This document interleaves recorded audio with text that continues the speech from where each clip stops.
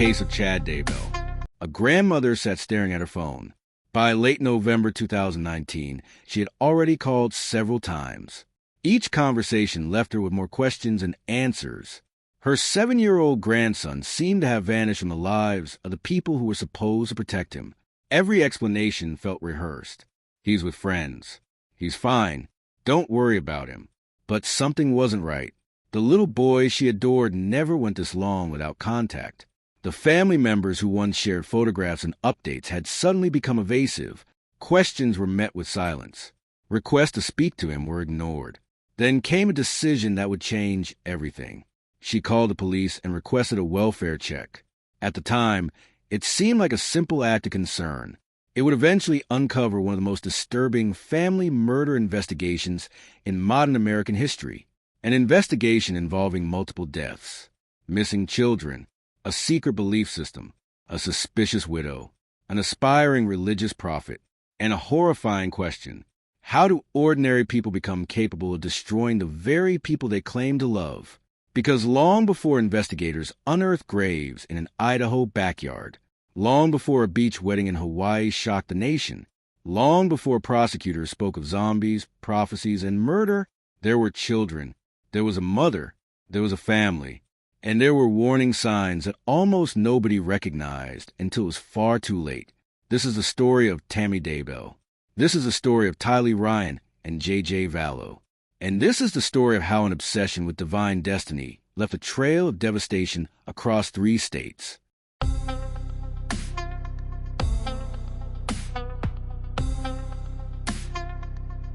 Long before her name appeared in headlines across America, long before investigators would dig through an Idaho backyard searching for answers, long before prosecutors would stand before a jury and describe a conspiracy that ended multiple lives, Tammy Daybell was simply Tammy Douglas, a daughter, a sister, a friend, a woman who spent nearly every day of her life caring for other people. To understand the tragedy that would eventually unfold, you first have to understand who Tammy was. Because true crime stories often focus so heavily on killers that the victims become secondary characters in their own story. Tammy Daybell deserves better than that. She deserves to be remembered for the life she built long before it was taken away. Born on May 4th, 1970, in Pasadena, California, Tammy grew up in a household where curiosity and imagination were encouraged. Even as a child, she displayed qualities that would later define her entire life. She loved books, not casually, not in the way many children enjoy reading. Books fascinated her. Knowledge fascinated her. Organization fascinated her. Family members would later recall one particularly memorable example. While most children spent their free time playing outside or watching television, Tammy decided to create her own lending library. And she didn't do it halfway. She designed library cards, created a checkout system, cataloged books, tracked who borrowed them, and even enforced late return penalties on her siblings. It sounds almost comical. A little girl acting as a librarian in her own home.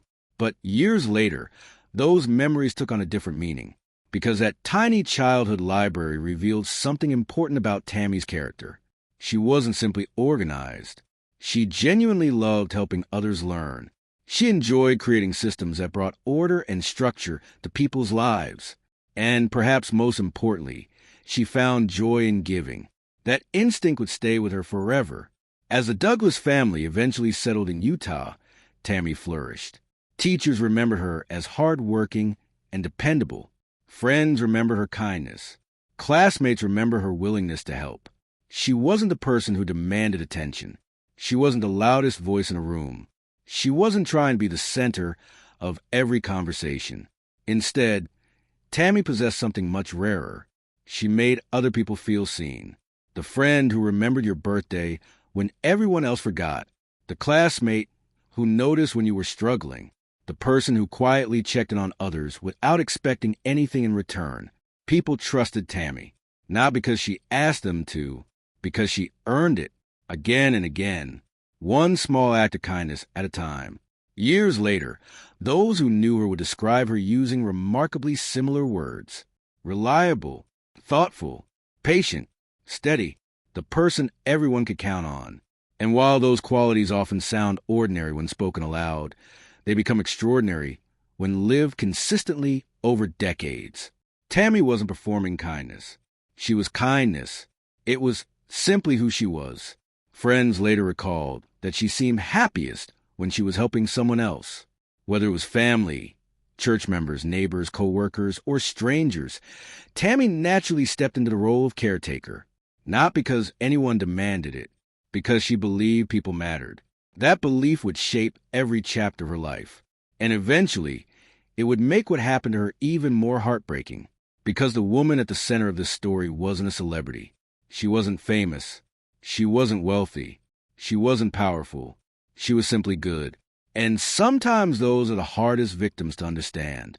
Because when tragedy strikes someone who spends their life helping others, people instinctively ask the same question. Why her? In the late 1980s, Tammy enrolled at Brigham Young University. Like many young adults, she was looking toward the future. College represented possibility, new friendships, new experiences, perhaps even the person she would spend the rest of her life with.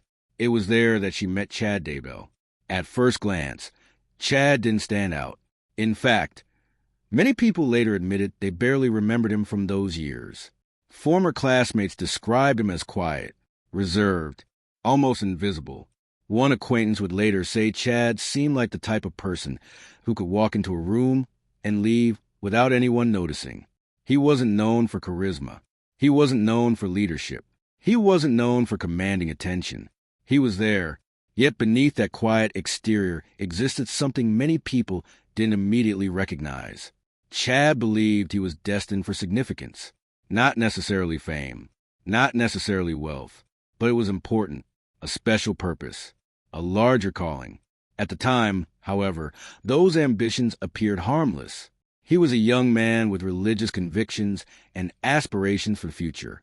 Nothing more, nothing alarming, nothing that would have suggested the darkness that investigators would later uncover.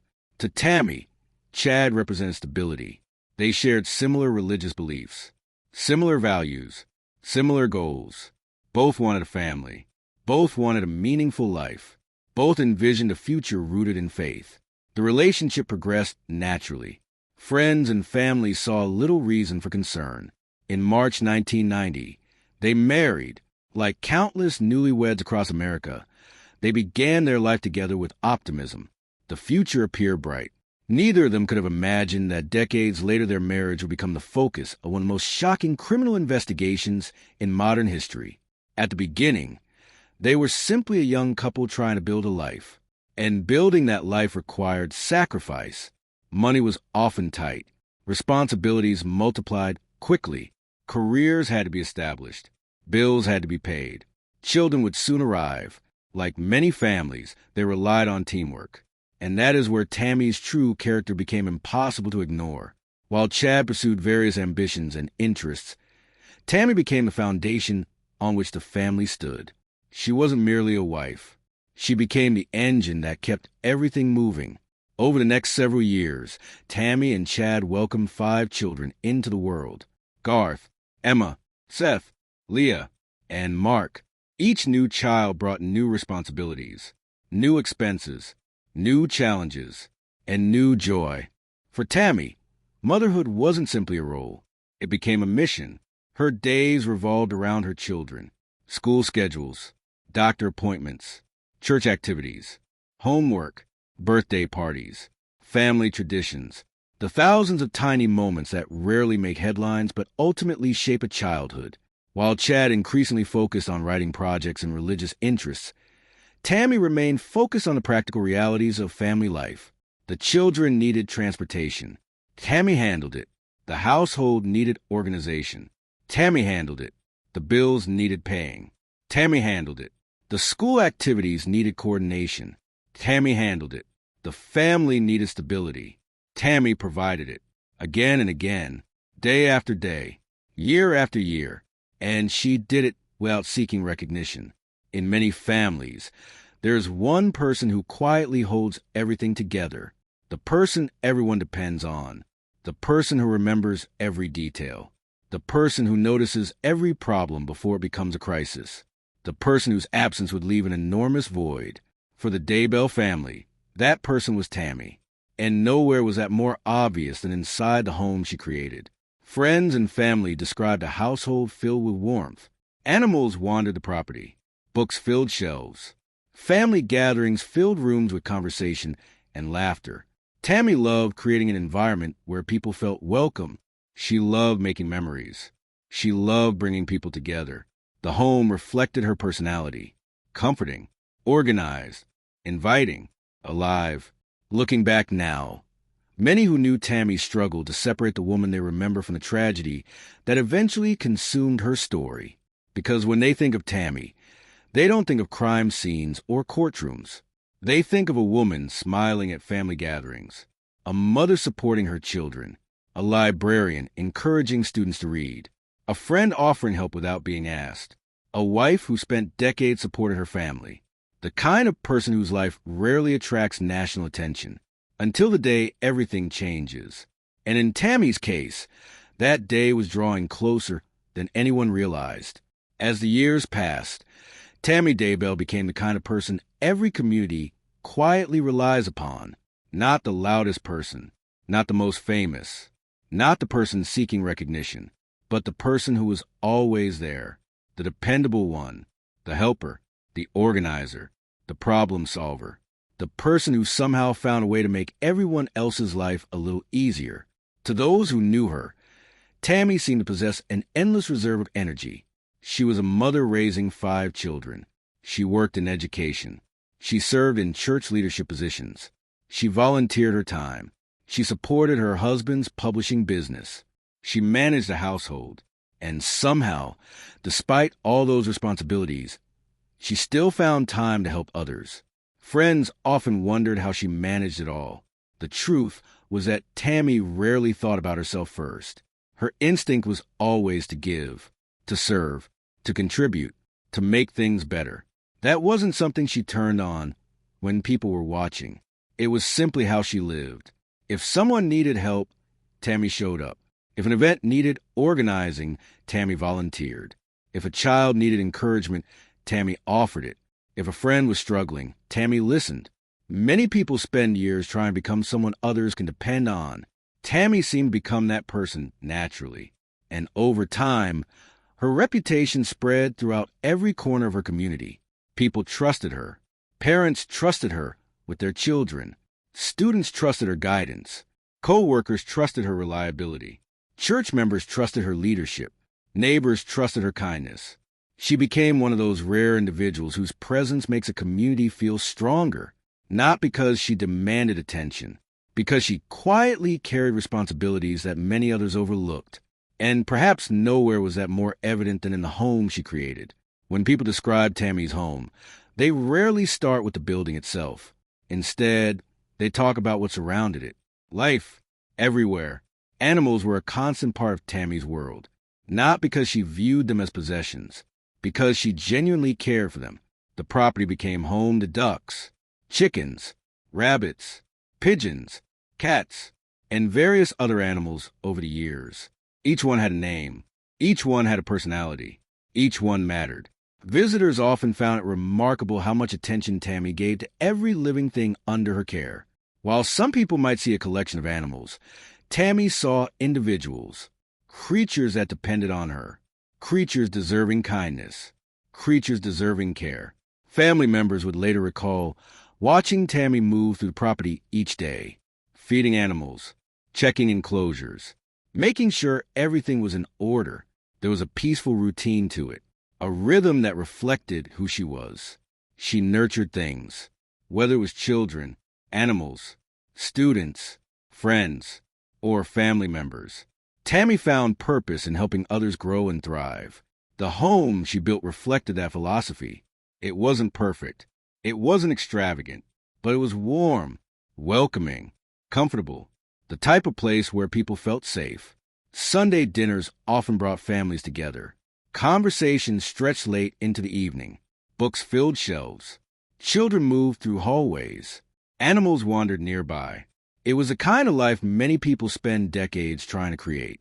And Tammy had built it through years of patience, sacrifice, and hard work.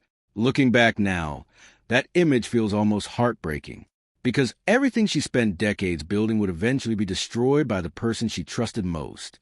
While Tammy loved her family, another passion remained constant throughout her life: books, learning, and helping others discover both. It was a passion that could be traced all the way back to the childhood library she created as a little girl. As an adult, that love evolved into a career in education. Tammy worked in schools where she quickly became known for her dedication and work ethic. Students remembered her kindness. Co-workers remembered her positivity. Administrators remembered her reliability. She wasn't the educator who demanded attention. She wasn't interested in accolades. She simply cared about the students, and that care showed. Every day, one student at a time. Eventually, Tammy became a school librarian. For many people, that might sound like a quiet position, but for Tammy, it was a perfect role. She wasn't simply organizing books. She was opening doors, introducing children to stories, encouraging curiosity, helping young minds discover worlds they had never imagined. Colleagues later described how seriously she took the job. She wanted children to love reading. She wanted them to feel welcome. She wanted the library to be a place where students felt excited to learn. And because she genuinely cared, students responded. Many remember her warmth long after leaving her classroom or library. She had a gift for making people feel valued, the same gift she had displayed since childhood. By 2019, Tammy was 49 years old. She had been married for nearly 3 decades, raised 5 children, built a respected career, established deep roots within her community, and by all accounts, she was thriving. This detail will become incredibly important later, because when Chad Daybell eventually described Tammy's condition before her death, many people immediately recognized something wasn't right. The woman he described didn't match reality, not even close. Co-workers saw Tammy every day. Friends interacted with her regularly. Family members spoke with her often, and they all remembered the same thing. Tammy was active, healthy, energetic, far from slowing down. She seemed busier than ever. School administrators later testified that Tammy rarely missed work.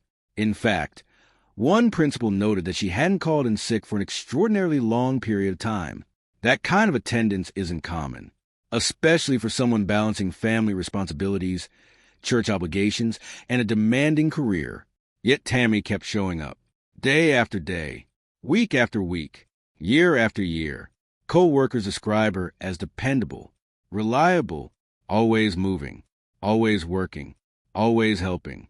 Friends recalled seeing her participate in fitness activities and community events. Others remembered her preparing for races and maintaining an active lifestyle.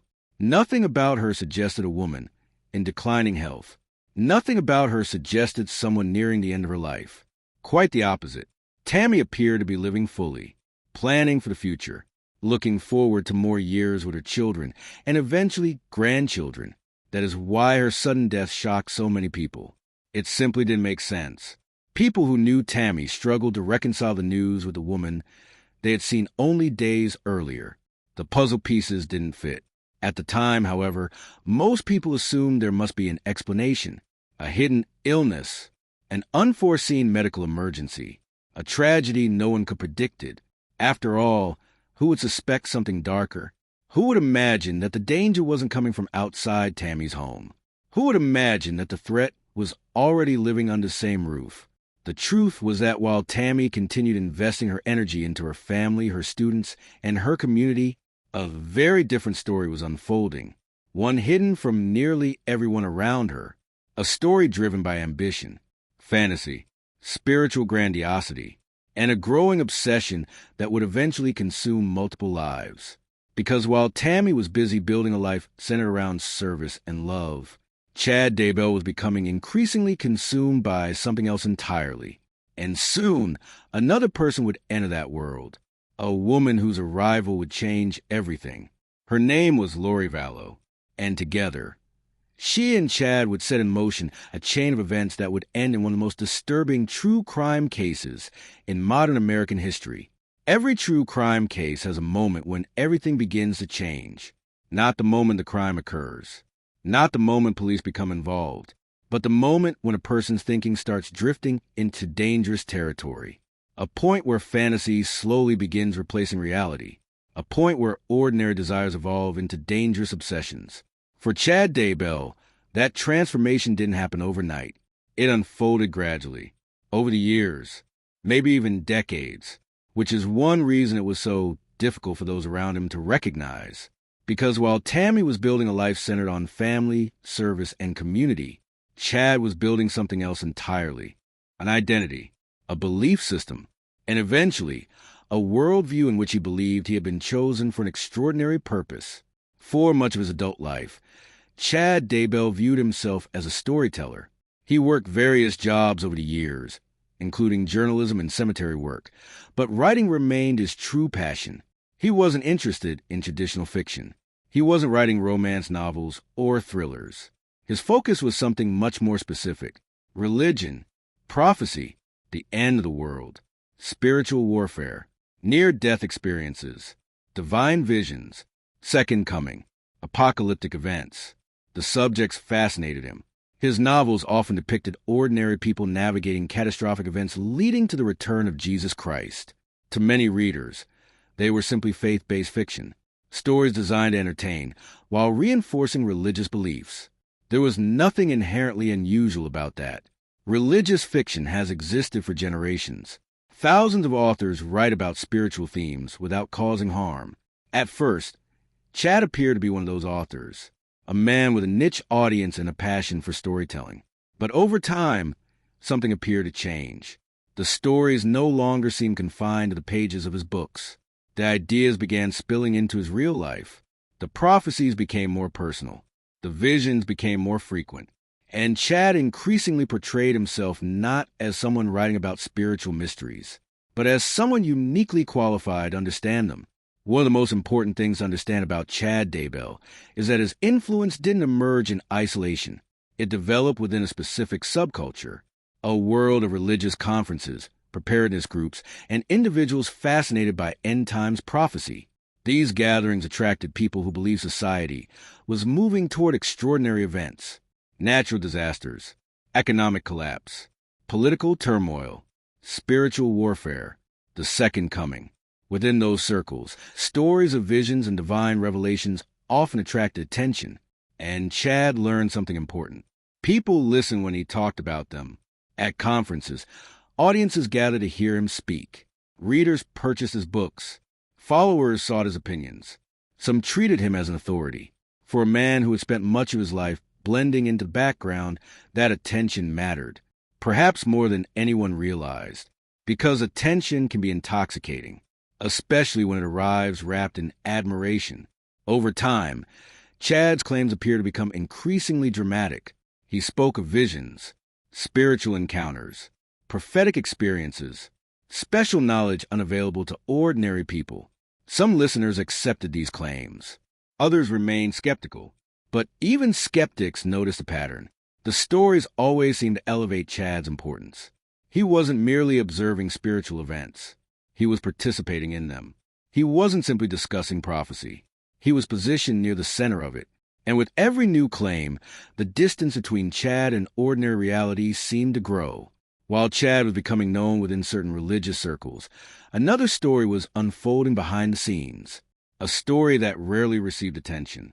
Because every successful public figure has someone handling the practical realities, someone managing the details, someone making sure things actually function. For Chad, that person was Tammy. Again and again, Tammy became the unseen force supporting his ambitions. She handled finances. She managed business operations. She organized publishing logistics. She designed book covers. She helped keep the family financially stable. She maintained the household. She raised their children.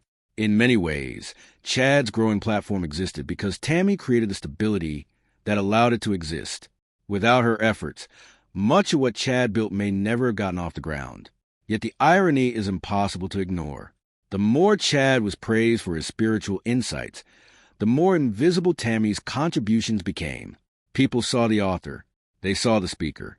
They saw the visionary. They rarely saw the woman working tirelessly behind the scenes to keep everything running. And Tammy never seemed interested in receiving credit. She simply kept helping, kept supporting, kept carrying responsibilities, the same way she always had. But as years passed, Chad's interest began moving further away from the practical realities Tammy spent her life managing. One lived increasingly in the world of family responsibilities.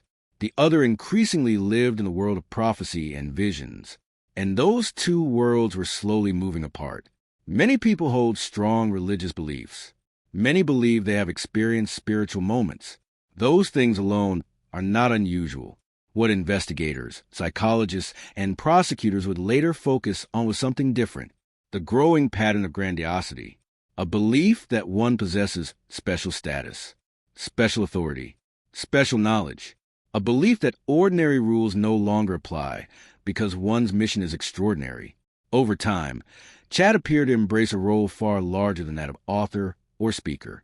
He began discussing spiritual rankings, assigning levels of righteousness, evaluating people's spiritual standing, claiming insight into matters no one else could verify.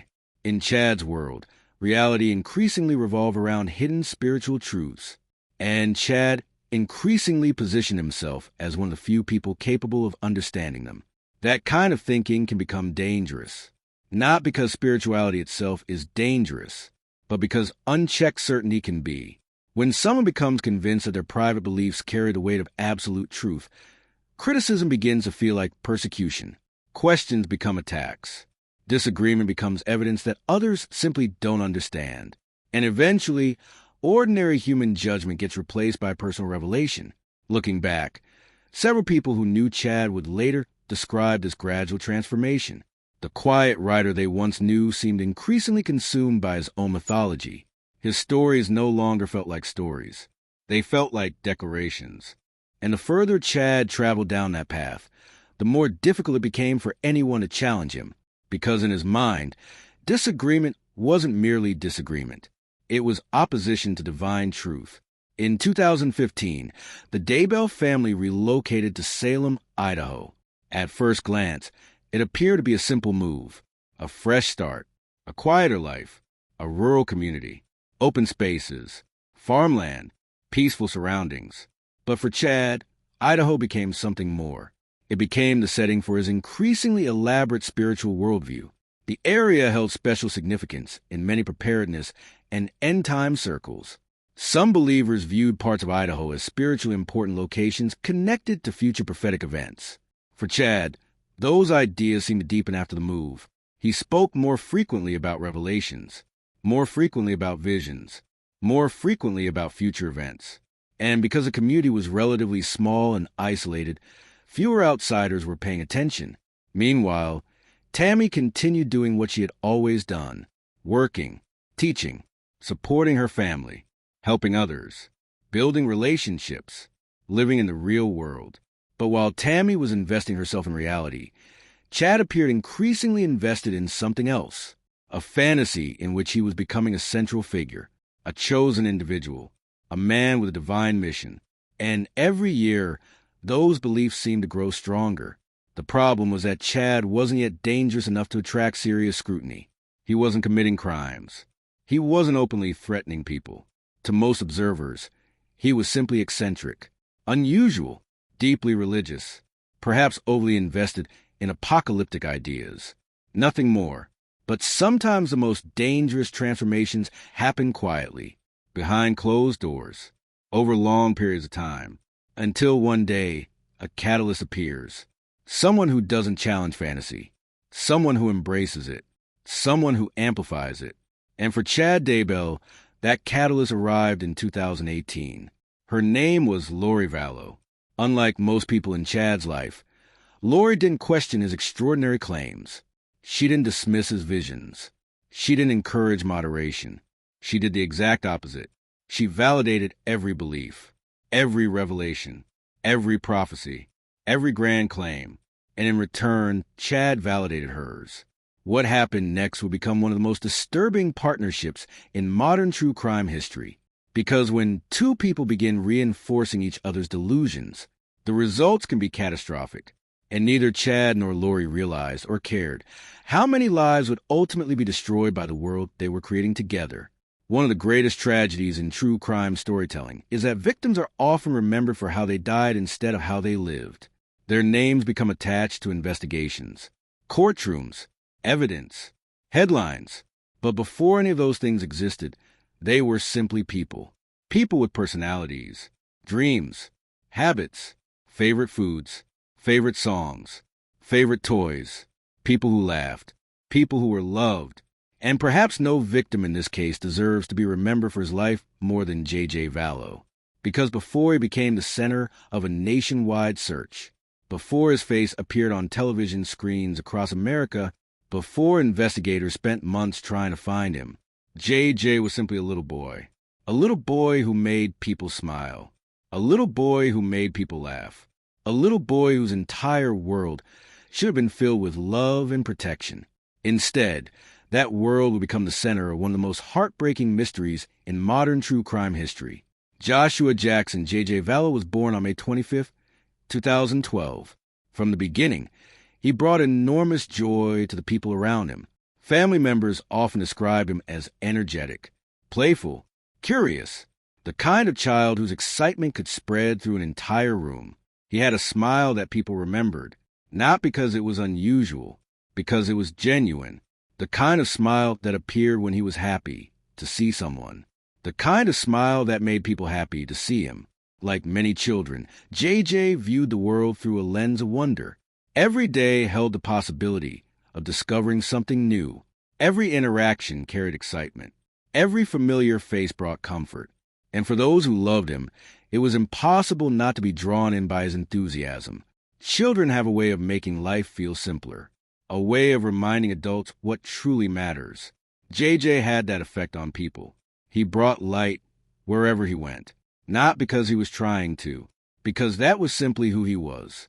JJ was diagnosed with autism at a young age. For his family, that diagnosis brought both challenges and responsibilities. But the people who genuinely loved him never viewed him as a burden. In fact, many later expressed frustration at how often autism was misunderstood. Because while JJ certainly had specific needs, those needs never defined him. They were simply part of who he was. Routine mattered to JJ. Structure mattered. Predictability mattered. He thrived when life followed familiar patterns, when schedules remained consistent, when trusted people surrounded him. Changes could be difficult. Unexpected disruptions could create stress. Like many children on the autism spectrum, he relied on stability to feel safe. And when that stability existed, JJ flourished. Family members often described him as affectionate and joyful. He loved attention from people he trusted. He loved spending time with family. He loved the comfort of familiar routines. He loved knowing what came next. And perhaps most importantly, he loved being loved. Those who knew him remember a child who formed deep attachments to the people who cared for him. A child who sought comfort from familiar faces. A child who depended on the adults around him, not just physically, emotionally. The adults in JJ's life weren't simply caregivers. They were his entire world, which makes what eventually happened all the more devastating. Because children like JJ place enormous trust in the people responsible for protecting them. Trust without conditions. Trust without suspicion. Trust that must never be broken. Among all the people who loved JJ, few shared a bond as powerful as the one between JJ and his grandmother, Kay Woodcock. To understand the importance of Kay's role in this story, you have to understand how much JJ meant to her. Family members often describe grandparents as loving their grandchildren differently than they love their own children. Not more, just differently, with a certain tenderness, a certain appreciation for every moment, a certain awareness that time moves quickly. For Kay, JJ was the center of her universe. She adored him. Every milestone mattered. Every visit mattered. Every phone call mattered. Every photograph mattered. When she spoke about him later, there was an unmistakable warmth in her voice. The kind of warmth that only comes from unconditional love. JJ wasn't simply her grandson. He was her sunshine. Those weren't just words. That was genuinely how she felt. The relationship between them was built on countless ordinary moments. Visits, conversations, laughter, family gatherings. The small experiences that often seem insignificant until they're suddenly gone. Looking back now, those moments feel especially painful, because neither Kay nor anyone else realized how precious they would become. No one wakes up expecting a final conversation. No one takes a photograph believing it might become one of the last. No one imagines that ordinary memories will someday become all that's left. Yet, that is exactly what happened. And when JJ disappeared, those memories became priceless. Photographs from JJ's early years reveal a child surrounded by people who cared deeply about him. Birthday celebrations, holiday gatherings, family events, simple afternoons spent together. The images show smiles, hugs, joy, normal family life. And that's important to remember, because once the case exploded into national headlines, it became easy to focus exclusively on the darkness, the investigation, the deception, the deaths. But before any of that happened, a little boy was growing up in what should have been a safe environment. A little boy who should have been planning for second grade. A little boy who should have been looking forward to birthdays, holidays, and family vacations. A little boy who should have had decades of life ahead of him. Instead, his future was stolen before he was old enough to understand what was happening around him. And perhaps the most heartbreaking reality is that JJ never could protect himself. Children depend entirely on adults, especially children who require routine and support. They trust the people around them without question. They assume the adults in their lives will keep them safe. JJ was no different. The people he depended on most held complete control over his world. And ultimately, that trust would be betrayed in the worst way imaginable. When investigators eventually began searching for JJ, one person stood out above everyone else. Kay Woodcock. Because while others accepted explanations, Kay kept asking questions. While others offered reassurances, Kay demanded answers. While others avoided the issue, Kay refused to let it go. At first, her concerns may have seemed simple. A grandmother missing her grandson. A family member worried about a child she loved. But as weeks turned into months, those concerns became impossible to ignore. Every answer seemed vague. Every explanation felt incomplete. Every conversation raised new questions. Most people would eventually back away. Most people would tell themselves everything was probably fine. Most people would choose comfort over confrontation. Kay did the opposite. She trusted her instincts, and those instincts told her something was terribly wrong. That persistence would eventually become one of the most important factors in the entire investigation, because if Kay had accepted the excuses, if she had stopped asking questions, if she had convinced herself not to worry, the truth might have remained hidden far longer, perhaps indefinitely. Instead, she kept pushing, kept calling, kept searching, kept refusing to accept silence. A grandmother's determination would eventually accomplish what law enforcement, friends, and family members had not yet done. It would force people to start looking. And once investigators began looking, they uncovered reality far worse than anyone imagined.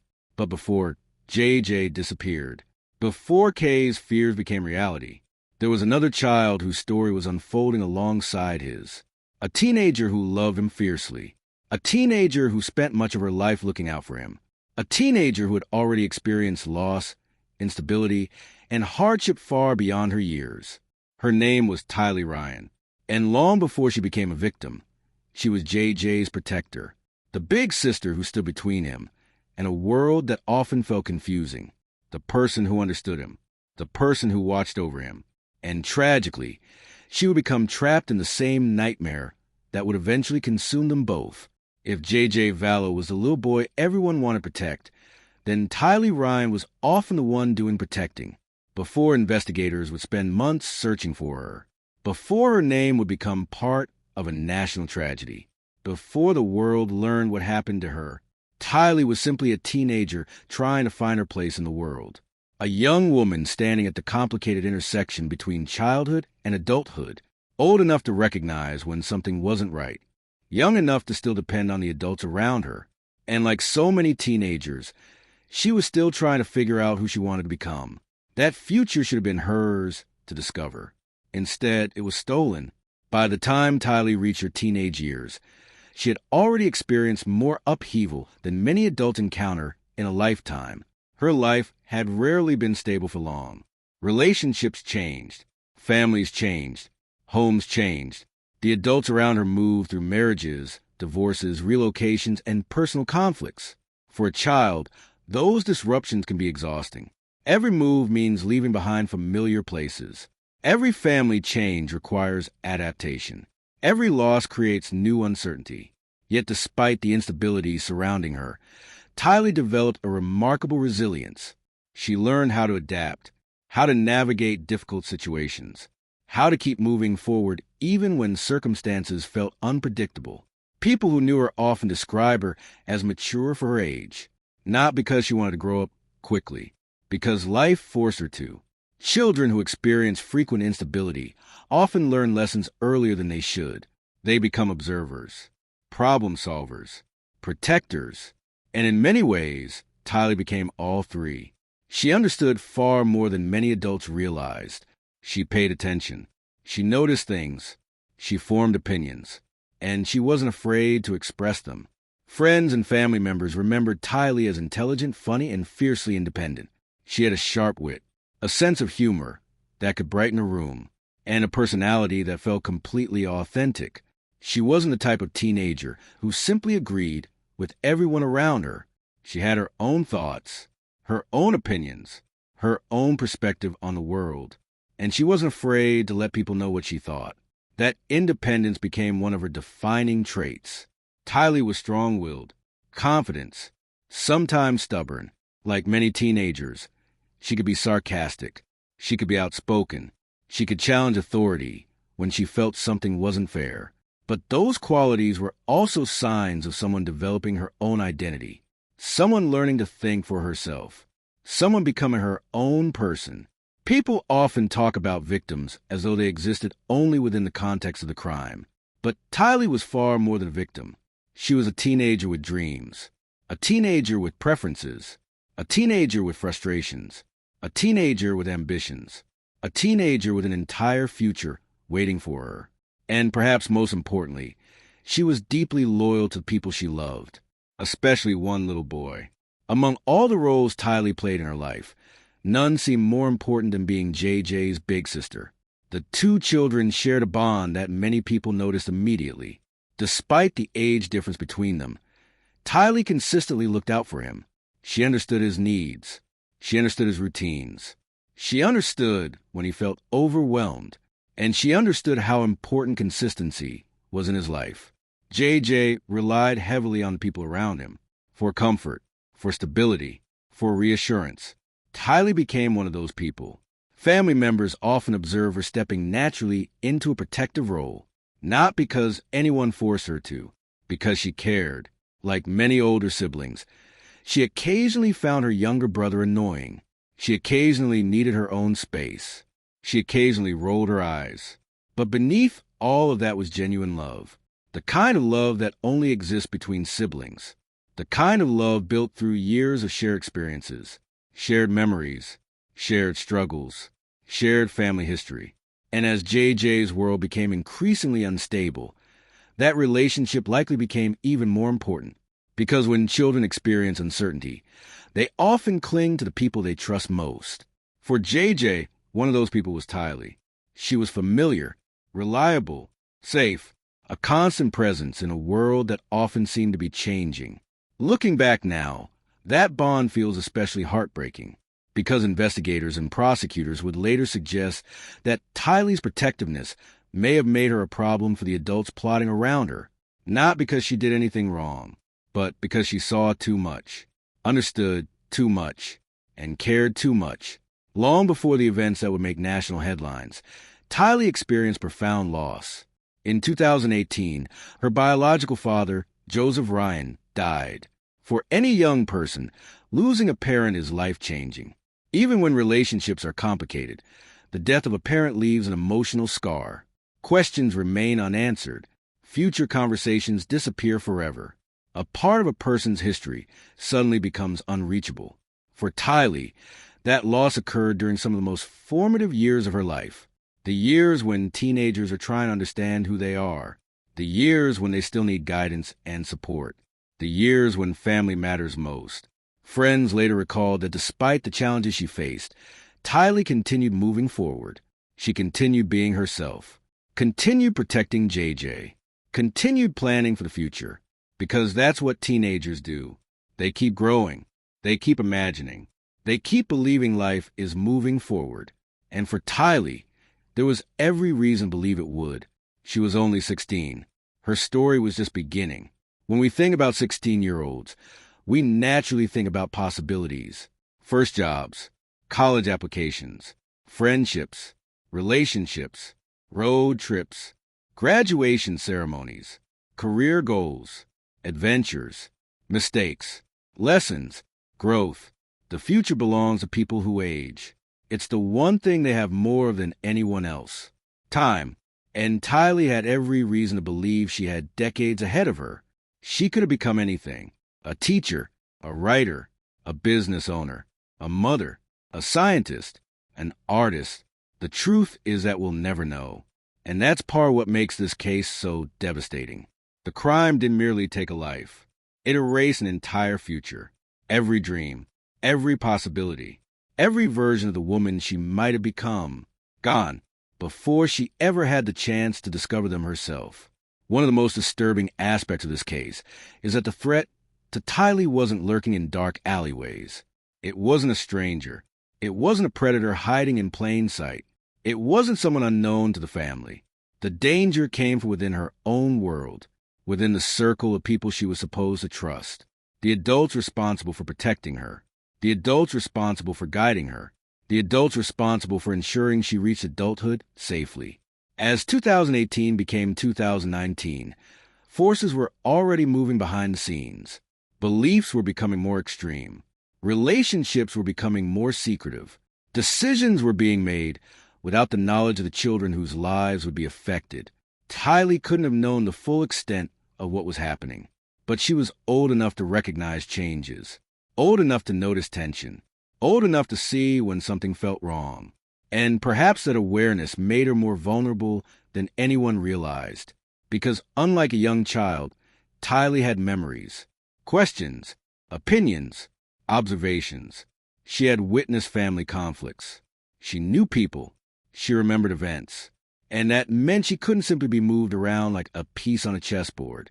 She was an independent person with her own voice, a voice that might not always agree with the narrative others wanted to create. By late 2018, the lives of Tylee Ryan, JJ Vallow, Tammy Daybell, Charles Vallow, and several others were unknowingly converging toward the same tragic destination. At the center of that convergence stood two people. One was a religious author who increasingly believed he possessed special spiritual authority.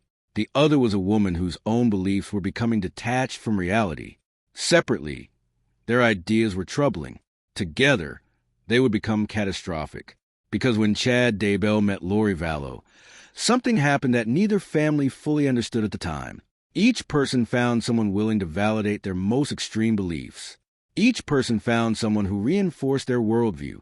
Each person found someone who told them they were chosen, special, destined, and once that bond formed, ordinary obstacles began disappearing from their moral calculations. Unfortunately, some of those obstacles were people, real people, people with families, people with dreams, people with futures, people like Tylee Ryan. As the adults around her moved deeper into a world of secret beliefs, prophecies, and spiritual fantasies, Tylee continued doing what she had always done, being a teenager, looking after JJ, planning for tomorrow, living her life, completely unaware that powerful decisions were already being made around her, decisions she would never get the chance to challenge. Because while Tylee was still imagining her future, others had already begun deciding she wouldn't be part of theirs. And with every passing day, the distance between those two realities grew smaller. The collision was coming. No one could stop it. And for the children trapped in the middle, the countdown had already begun. By 2018, Lori Vallow had spent much of her adult life reinventing herself. Friends often described her as charismatic, confident, energetic, the kind of person who could walk into a room and immediately become the center of attention. She had been married multiple times. She was deeply involved in religious communities. And increasingly, she was becoming fascinated with growing subcultures centered on prophecy, spiritual warfare, and preparation for the end times. To some people, these interests seemed harmless. To others, they appeared increasingly extreme. But no one could have predicted what would happen when Lori met Chad Daybell. The meeting occurred at a religious conference in Utah. On the surface, it was just another gathering of people interested in faith and preparedness. But according to later testimony and messages, the connection between Chad and Lori was immediate, almost electric. Both were married. Both had families. Yet within a remarkably short time, they began constructing a private spiritual universe that revolved around themselves. In that universe, they were not ordinary people. They were chosen, special, destined. They spoke of previous lives, spiritual rankings, sacred missions. They convinced themselves that they had known each other before birth, that God had brought them together for a higher purpose. And, perhaps most dangerously of all, they began deciding who was light and who was dark, who was spiritually pure, and who was no longer truly human. What started as bizarre religious speculation would eventually become a deadly system of justification, because in their world, a person labeled dark was no longer viewed as an innocent human being. They became an obstacle, and obstacles, they believed, could be removed. Long before investigators uncovered graves in Idaho, one man recognized that something was terribly wrong. His name was Charles Vallow. Charles was Lori's husband, a successful businessman, a devoted father, and the adoptive father of JJ. As Lori's beliefs became more extreme, Charles grew increasingly alarmed. He watched his wife transform. The woman he knew seemed to be disappearing. In her place was someone claiming extraordinary spiritual powers, someone who believed she was preparing for the end of the world. Someone who spoke as though ordinary rules no longer applied to her. Charles tried to get help. He told family members. He contacted authorities. He documented his concerns. According to police records, Charles warned that Lori had begun making frightening claims about being a divine being with a special mission. He feared for his safety. He feared for his children. And perhaps most chillingly, he feared Lori might harm him. At the time, many people struggled to grasp the seriousness of the situation. His warning sounded unbelievable, too strange, too dramatic. Yet in hindsight, Charles may have been the only person who clearly understood how dangerous things had become. Because while he was desperately trying to protect his family, others were quietly discussing a future without him. On the morning of July 11th, 2019, Charles arrived at Lori's home in Chandler, Arizona.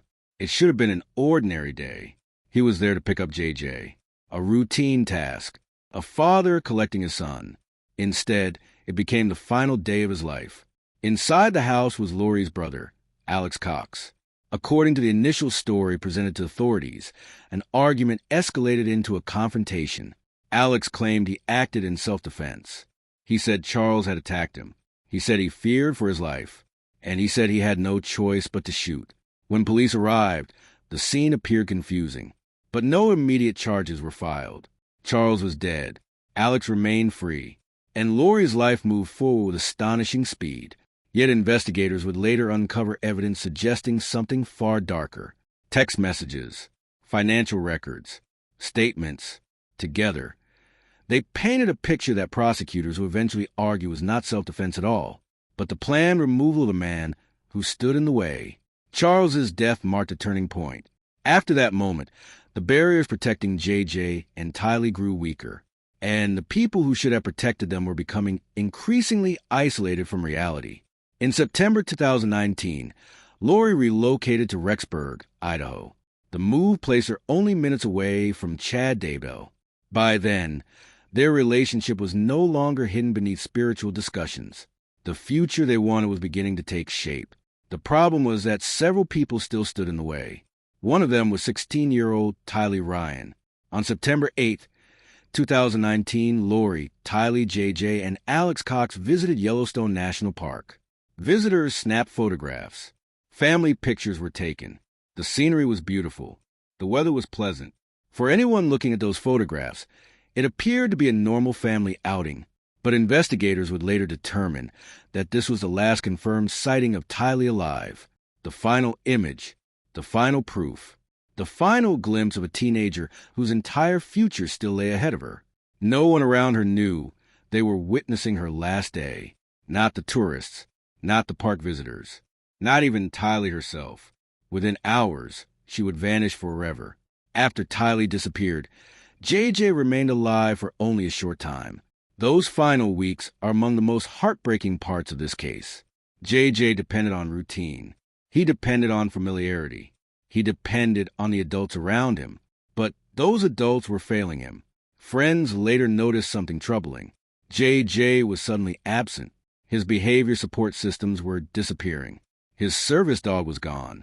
School attendance became inconsistent. Questions about him received vague answers. Excuses, deflections, contradictions.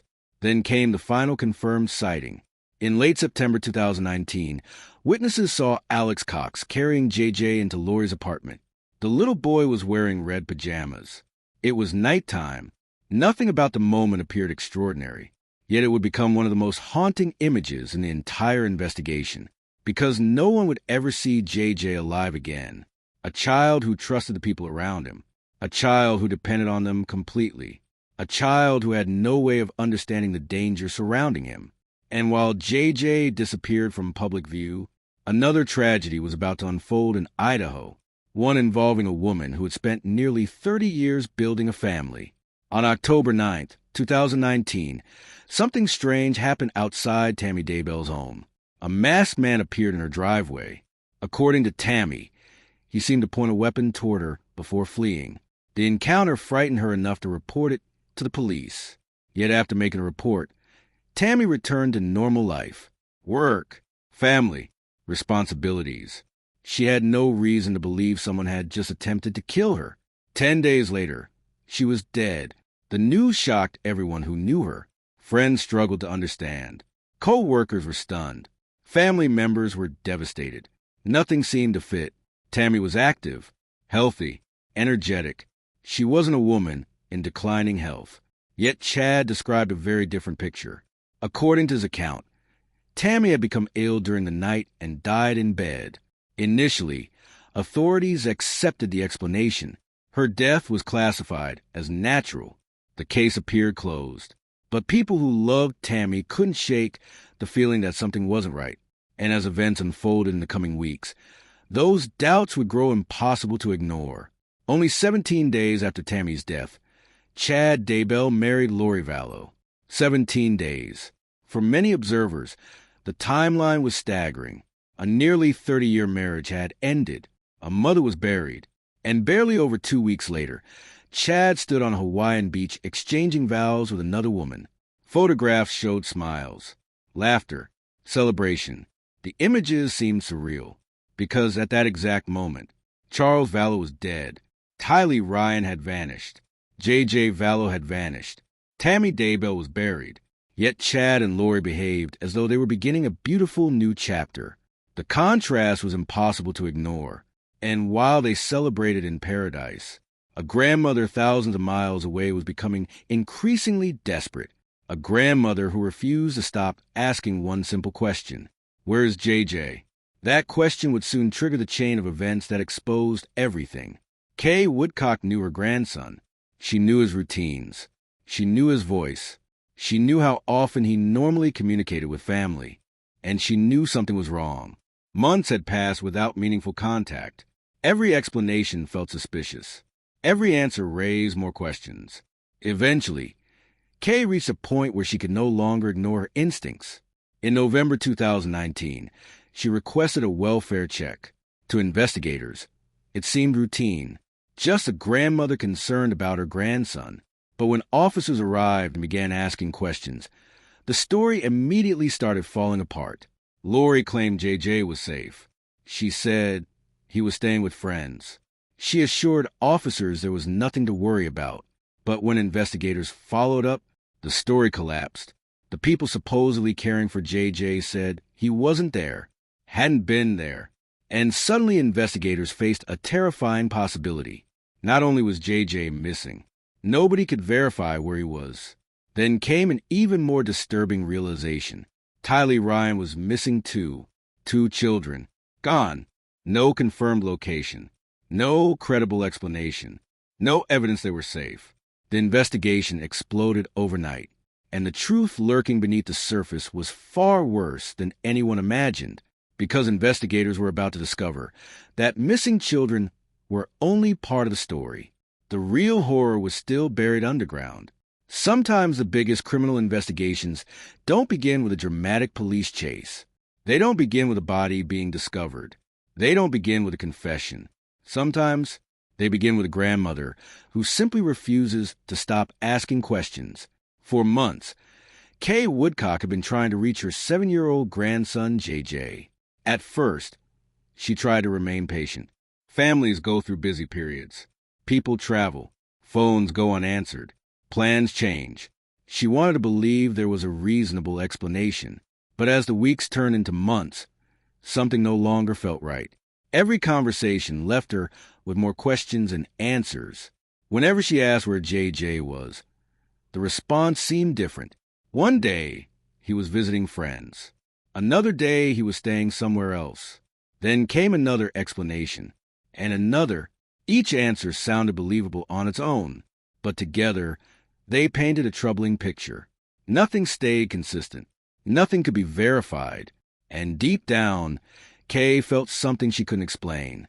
A grandmother's instinct. The quiet feeling that refuses to disappear. The feeling that says, something is terribly wrong. She later admitted that she couldn't shake it. No matter how hard she tried to convince herself otherwise, the uneasiness kept growing. JJ wasn't just out of contact. He had seemingly vanished. Kay knew her grandson. She knew his routines. She knew how much structure mattered to him. JJ wasn't the kind of child who simply disappeared from the lives of the people who loved him. He needed familiarity, consistency, connection. If months had passed without anyone in the family hearing his voice or seeing his face, then something had changed, something significant, and Kay wasn't willing to ignore it. Finally, in late November 2019, she made a decision that would alter the course of the entire investigation. She contacted the Rexburg Police Department. Her request was simple. She wanted officers to perform a welfare check. Just make sure JJ was safe.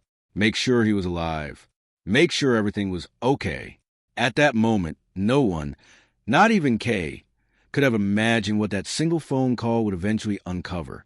For the officers assigned to the call, it initially appeared to be a fairly ordinary request. Welfare checks happen every day. Police officers regularly respond to concerns from worried relatives, neighbors, teachers, and friends. Most of the time, they end with reassurance. The officers locate the person, confirm they're safe, document the visit, and move on to the next call. There was little reason to believe this welfare check would be any different. When investigators arrived at Lori Vallow's apartment in Rexburg, they expected a straightforward conversation. They knocked on the door. Lori answered. She appeared calm, collected, cooperative. Nothing about her outward demeanor suggested panic. Nothing suggested she was hiding the disappearance of 2 children. When officers asked about JJ, Lori answered almost immediately. She told them there was no reason for concern. JJ was perfectly safe. According to Lori, he wasn't at the apartment because he was staying with a close family friend, a woman named Melanie Gibb. She explained that Melanie lived in Arizona and was caring for JJ while she handled other matters. At first glance, it sounded plausible. Children stay with relatives or trusted family friends all the time. The explanation wasn't impossible, but experienced investigators understand something important. Good police work doesn't stop with the first answer. It verifies the answer. So detectives thanked Lori for the information. Then they did exactly what the procedure required. They contacted Melanie Gibb. That single phone call would change everything. When investigators reached Melanie Gibb, they expected a simple confirmation. Perhaps she would tell them JJ was watching television, playing outside, getting ready for dinner. Instead, she told them something entirely different. JJ wasn't with her. He had never been staying at her home. In fact, she had no idea why Lori would tell police that he was. For a brief moment, the investigation shifted. Everything detectives believed they knew suddenly became uncertain. Someone was lying, and if Lori had lied about something as basic as her son's location, what else had she lied about? Investigators immediately recognized the significance of the contradiction. This was no longer a routine welfare check. It was no longer a misunderstanding. It was no longer a matter of delayed communication between family members. A child had been reported missing, and the child's own mother had provided false information to law enforcement. That changed everything. Within hours, the tone of the investigation became dramatically more urgent. Detectives began retracing JJ's recent movements. They wanted school records, medical records, phone records, witnesses, photographs, anyone who had seen him recently, anyone who could establish a timeline, anyone who could answer one simple question. When had someone last seen JJ alive? The answer would prove deeply unsettling, because no one had seen him in weeks. As detectives continued reviewing the family's recent history, another question naturally emerged. If JJ was missing, where was Tylee? The 16-year-old had largely stayed out of public attention compared to her younger brother, but she was still a child. She should have been attending school, communicating with relatives, living a normal teenage life. Instead, investigators discovered something alarming. No one seemed to know where she was either. Friends hadn't seen her. Extended family hadn't heard from her. There were no recent photographs, no confirmed public appearances, no reliable communications, no evidence that she was continuing the ordinary routines of a 16-year-old. As investigators searched deeper, the timeline became increasingly troubling. The last verified sightings of both children dated back weeks. No school attendance, no medical appointments, no social activity, no independent witnesses. It was as if they had simply disappeared. One missing child is enough to trigger an emergency response.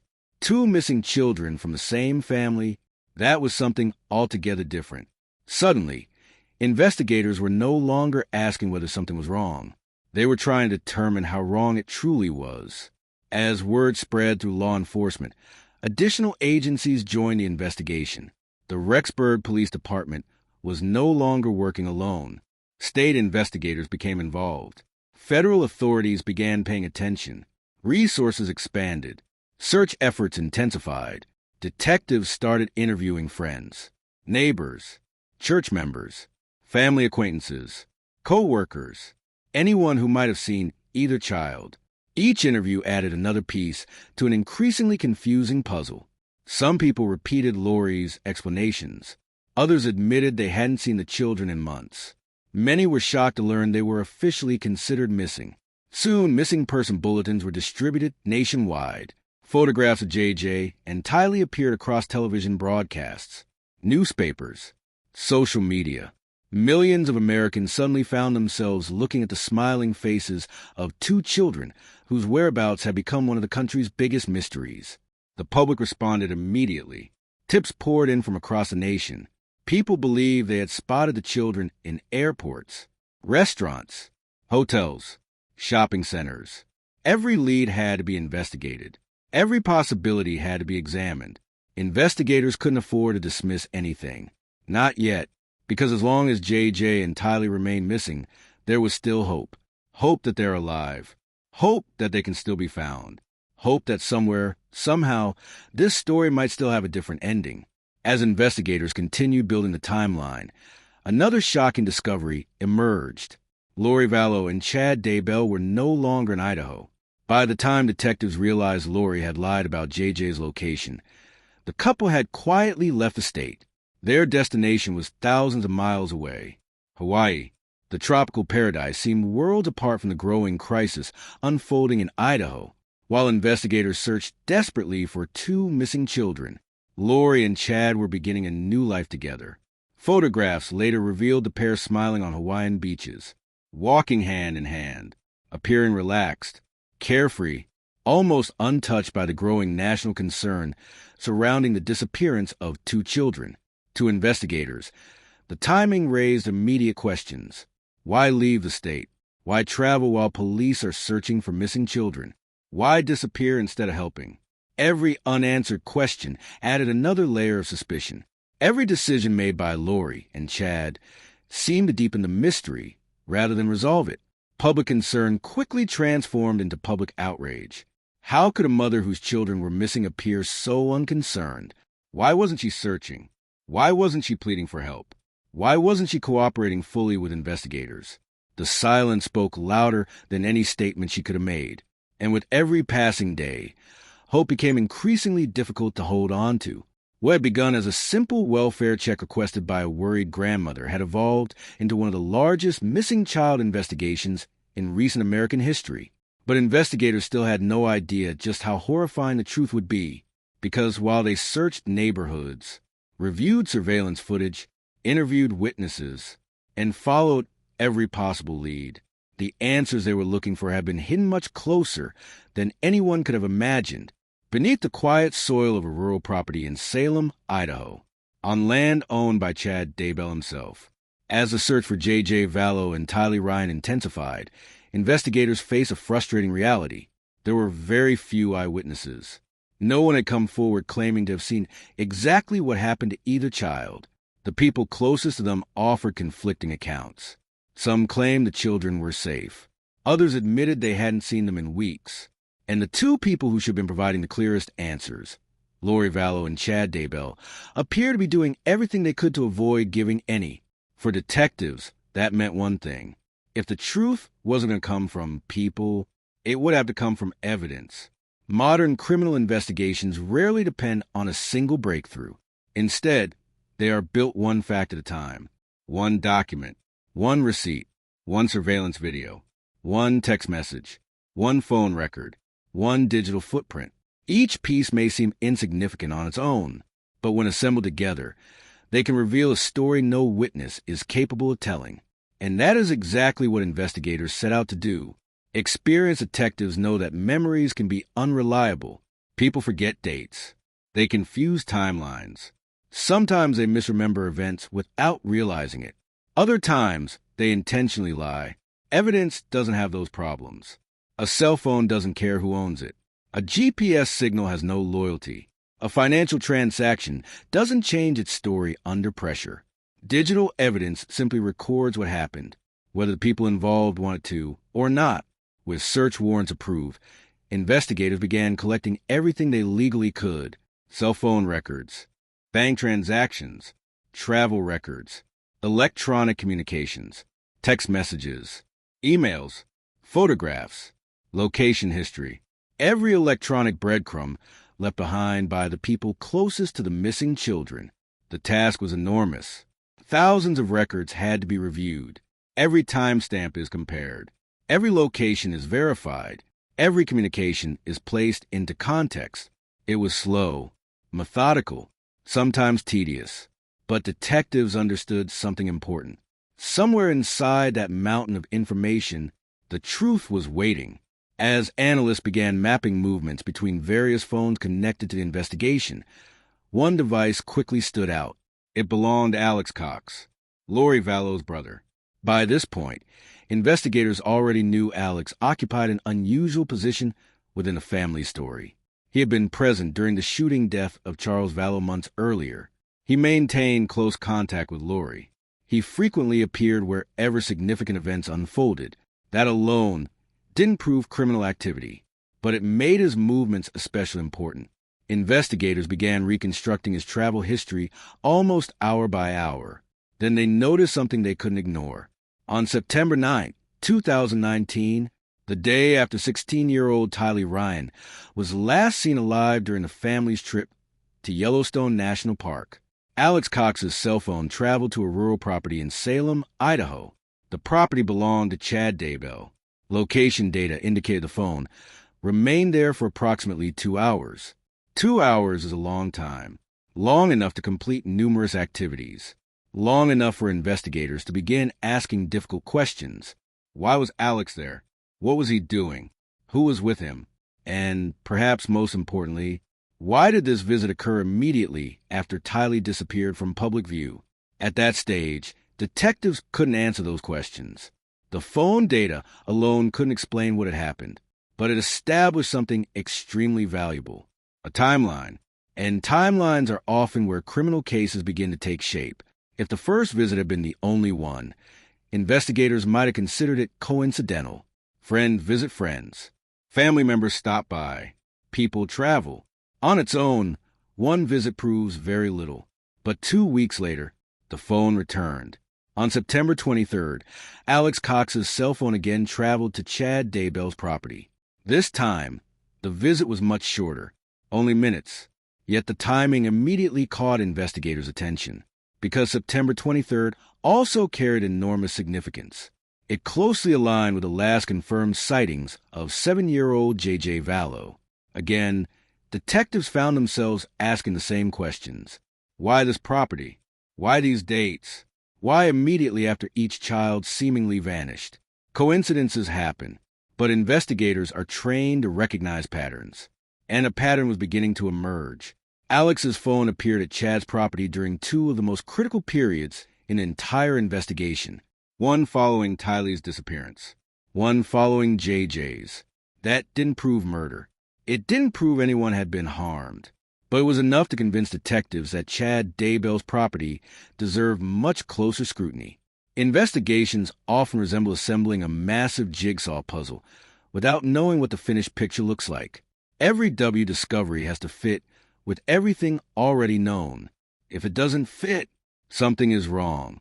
Detectives placed Alex's location records alongside dozens of other pieces of evidence. Witness interviews, surveillance footage, phone calls, financial transactions, travel records, vehicle movements, text messages. Slowly, a clearer timeline began emerging. The evidence wasn't pointing investigators in dozens of different directions anymore. It was pointing toward one place, one property, one group of people, and one increasingly troubling sequence of events. Every verified sighting of the children became crucial. Every hour mattered. Every minute mattered. The investigation was no longer simply asking where JJ and Tylee had gone. It was trying to determine exactly when everything changed.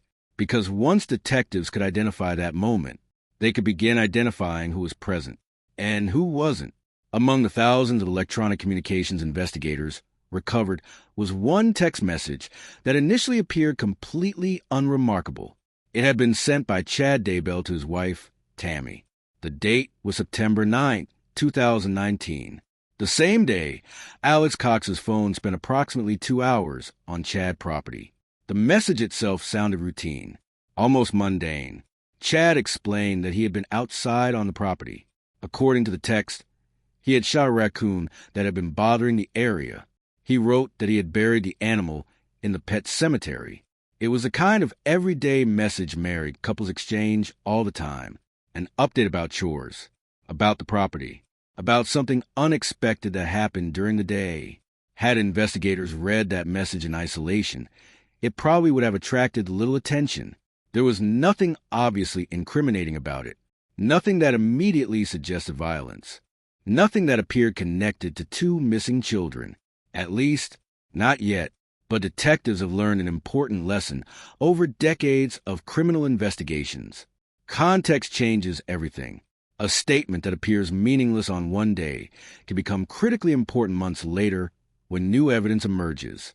The challenge is knowing which details to remember. Fortunately, investigators don't rely on memory. They preserve everything. Every message, every photograph, every location ping, every digital record. Because they understand that today's insignificant detail can become tomorrow's most powerful piece of evidence. And that text message about a raccoon, one simple message sent between husband and wife, would eventually become one of the most closely examined communications in the entire case. Not because of what investigators knew when they first read it, but because of what they would later discover. By early 2020, detectives had accumulated thousands of pages of evidence. Individually, many pieces seemed ordinary. Collectively, they painted an increasingly troubling picture. The timelines aligned, the phone records aligned, the witness statements aligned, the unexplained disappearances aligned. And once investigators overlaid all of those pieces together, one location kept appearing again and again: Chad Daybell's rural property in Salem. It had become impossible to ignore. Detectives knew they still lacked the one thing every homicide investigation needs: physical evidence. Without it, suspicion alone would never be enough. But suspicion backed by carefully documented digital evidence could justify the next critical step: a search, a thorough examination of the property, one that would involve forensic specialists, excavation teams, ground searches, and the hope, however painful, that somewhere beneath the quiet fields of rural Idaho lay the answers everyone had been searching for.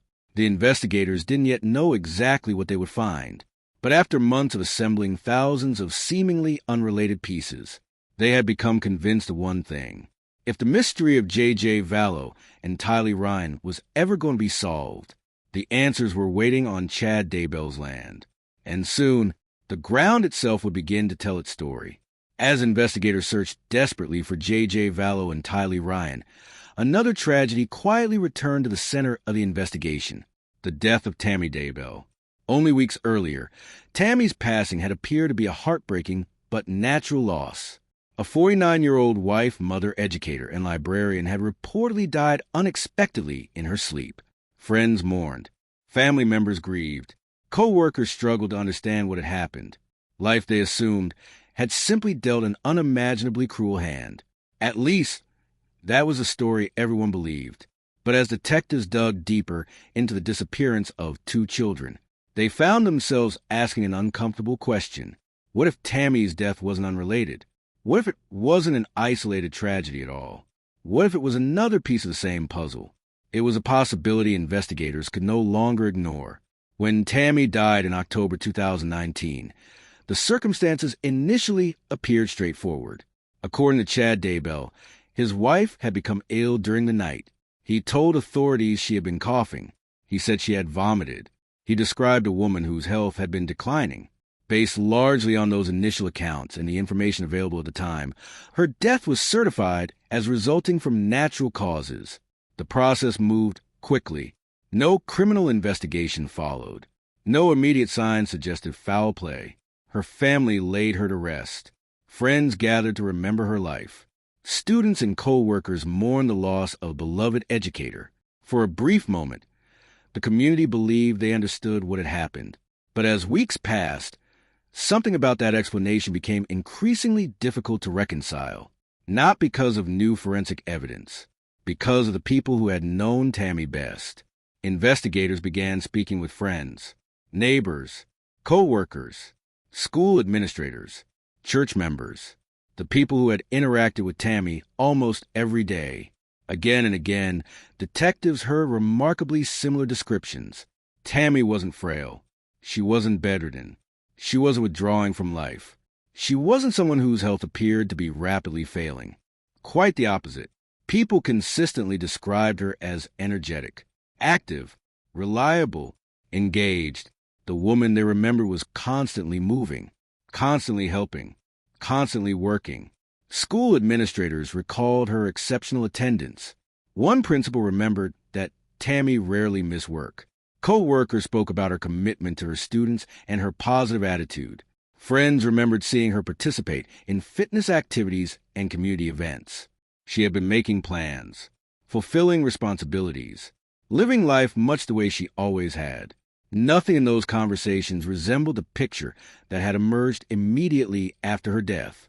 The more detectives listened, the more difficult it became to ignore the contradiction.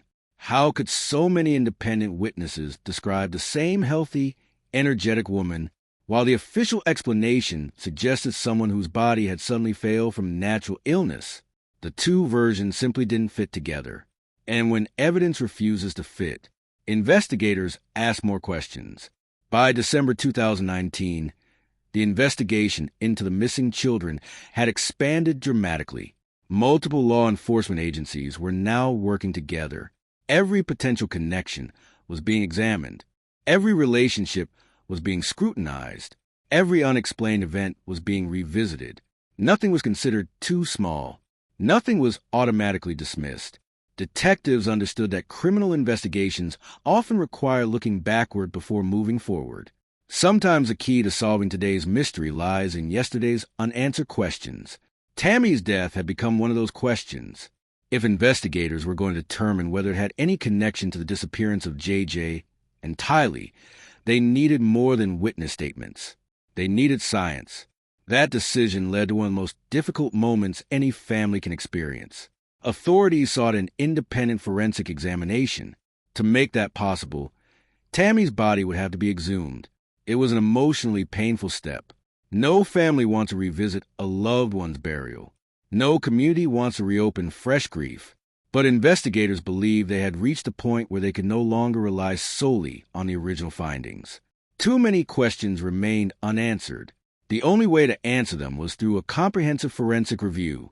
The process would take time, careful examination, expert analysis, patience. For detectives, it represented another crucial piece of a much larger investigation, one that was steadily connecting people and events that had once appeared unrelated. While forensic experts began their examination, another major development suddenly changed the course of the case. In December 2019, Alex Cox died unexpectedly in Arizona. News of his death spread quickly among investigators. For months, Alex had occupied a central place in their timeline. His name surfaced repeatedly. His movements appeared again and again in the digital evidence. His cell phone had traveled to locations investigators considered significant. He had been present during the fatal shooting of Charles Vallow. He had maintained constant contact with Lori. And according to witness accounts, he was among the last people known to have been with JJ. Detectives believed Alex possessed information that no one else could provide. Information about conversations, movements, decisions, events that had occurred behind closed doors. Now, those answers seemed to vanish with him. Medical examiners later concluded that Alex died from natural causes related to a blood clot.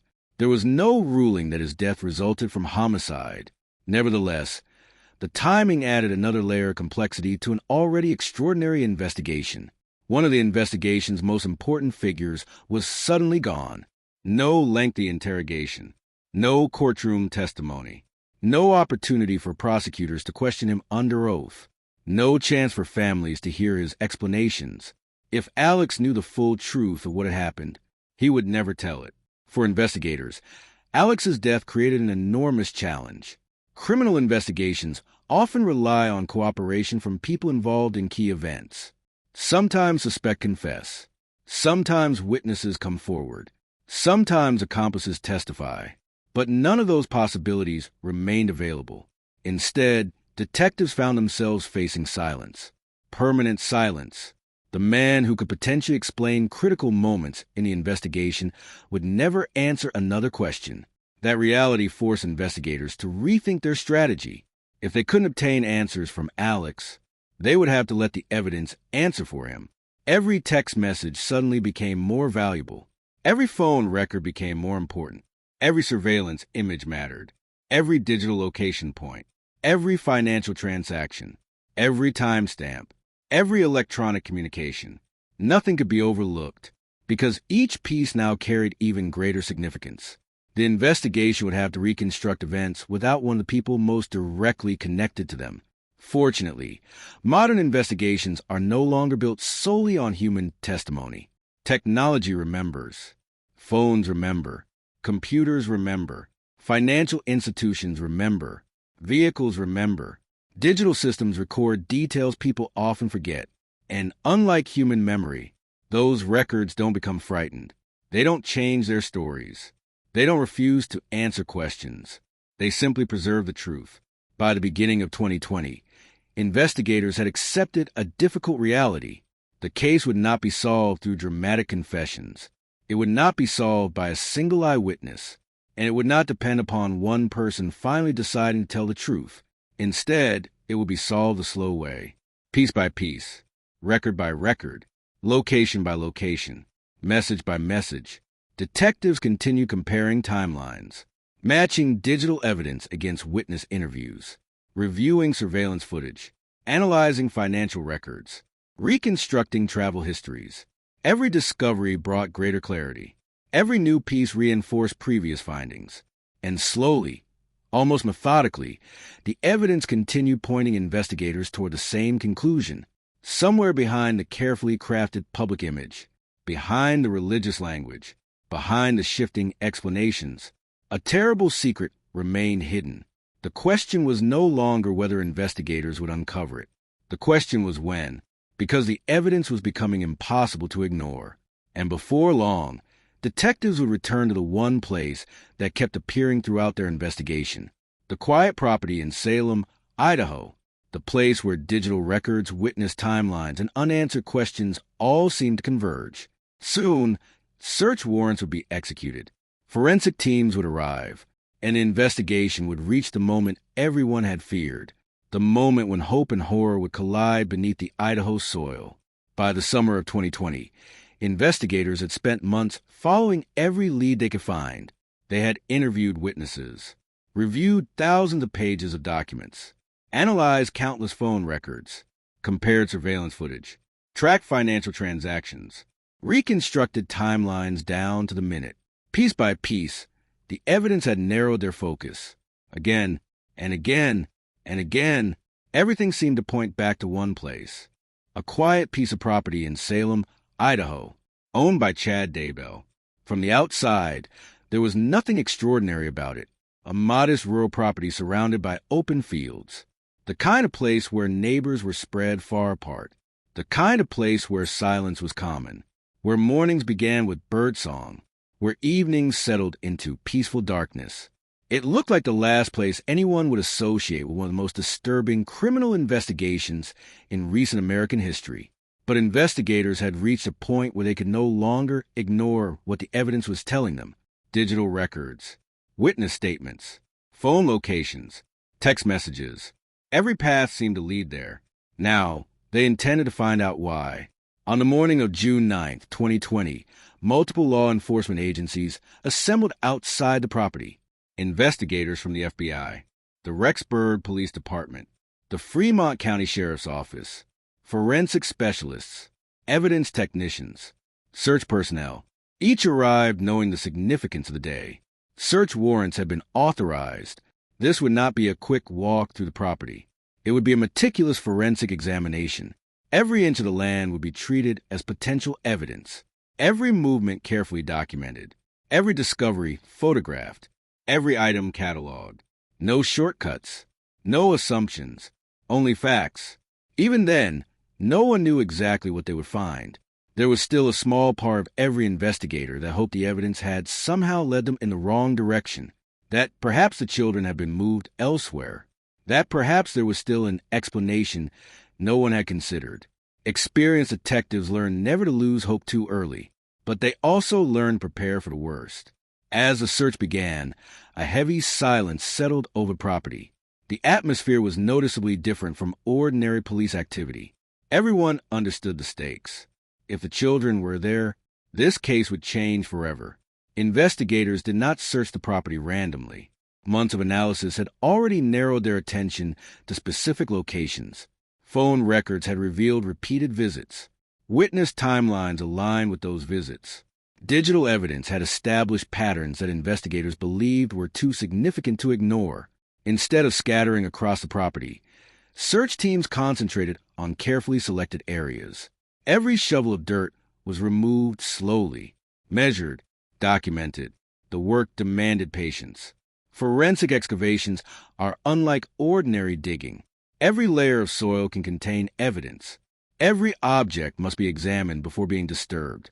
A misplaced footprint, a fragment of fabric, a single strand of material. Even the smallest discovery can change an entire investigation. Hours passed. Investigators continued working methodically. No one spoke more than necessary.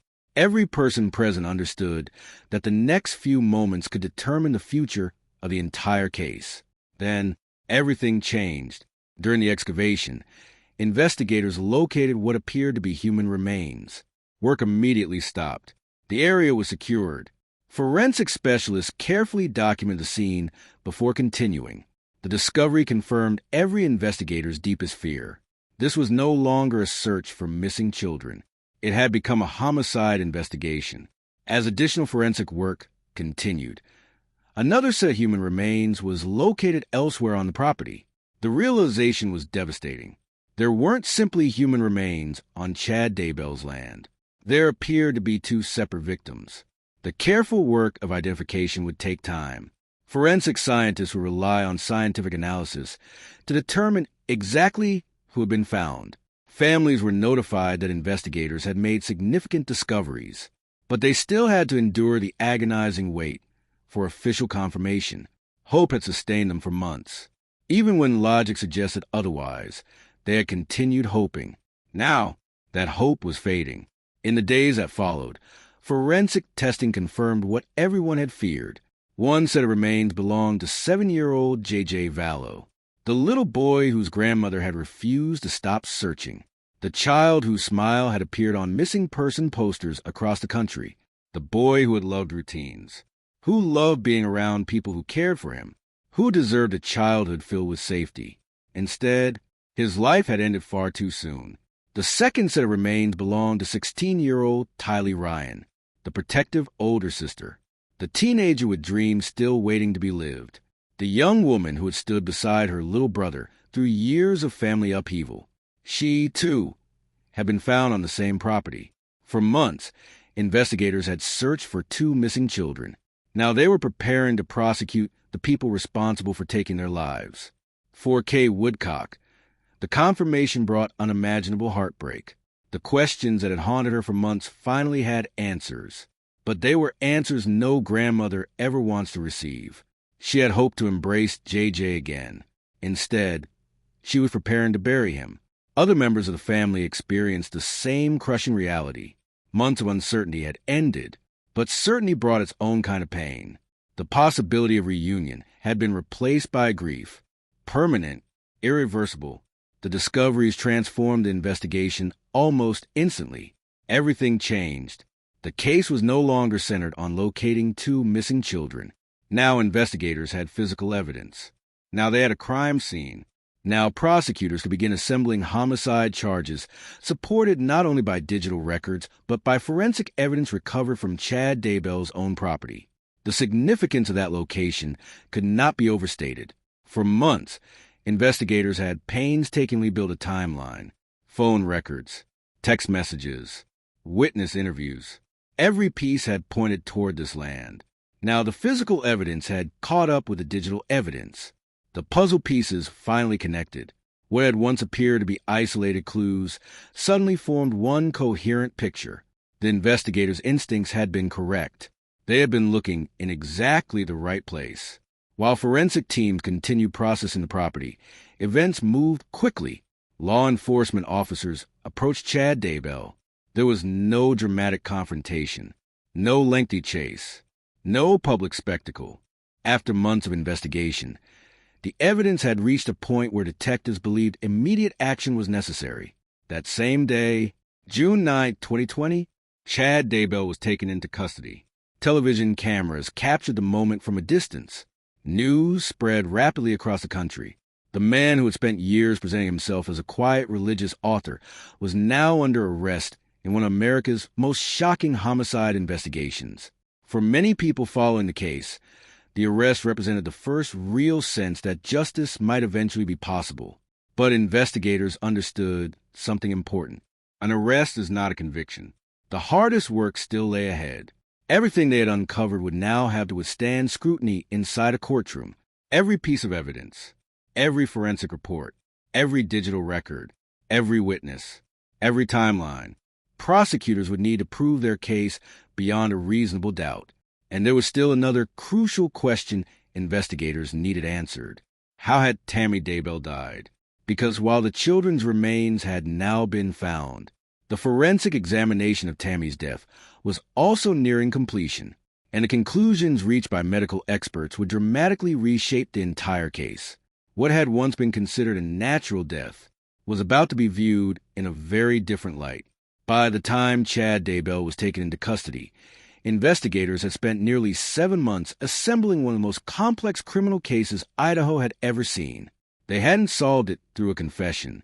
They hadn't solved it because someone suddenly decided to tell the truth. Instead, they solved it the way many modern homicide cases are solved. Through evidence. Cold, methodical, unemotional. Evidence that couldn't be intimidated. Evidence that couldn't be persuaded to change its story. evidence that quietly recorded what happened, long after people involved began offering conflicting explanations. By the summer of 2020, investigators were no longer looking at individual clues. They were looking at an entire pattern, a pattern that stretched across 3 states, a pattern involving multiple deaths, multiple insurance policies, disappearing children, religious language, digital records, and one rural property in Idaho. Every W discovery strengthened the one before it. Every piece fit where another piece had already pointed. Separately, the evidence raised questions. Together, it answered them. One of the strongest pillars of the prosecution's case came from something almost everyone carries every day: a cell phone. Most people rarely think about how much information their phones collect. Every call, every text, every location update, every movement from one place to another. Even when someone says nothing at all, their phone often continues telling a story. That story became one of the prosecution's most powerful witnesses. Investigators carefully reconstructed the movements of Alex Cox's cell phone over several weeks in September 2019. Those records revealed something remarkably consistent. The device appeared at Chad Daybell's rural property on 2 dates that immediately stood out. September 9th, the day after Tylee Ryan was last seen alive. Then again on September 23rd, immediately following the last known sighting of 7-year-old JJ Vallow. Neither visit appeared random. Neither lasted only a few moments. The timing aligned too closely with the disappearance of both children for investigators to dismiss as coincidence. Digital mapping allowed detectives to compare those location records with everything else they had collected: witness interviews, travel records, security footage, phone calls, messages exchanged between members of the group. Instead of contradicting one another, the evidence kept confirming itself. Every independent source seemed to strengthen the next. The prosecution would later argue that this wasn't simply technology recording locations. It was technology documenting a sequence of events, a sequence that people involved in the case could never fully explain away. Among the thousands of text messages investigators reviewed, one continued drawing their attention. It had been sent by Chad Daybell to Tammy on September 9, 2019. At first glance, it looked completely ordinary. A husband updating his wife about chores around the property. In the message, Chad explained that he had shot a raccoon. He said the animal had been causing problems.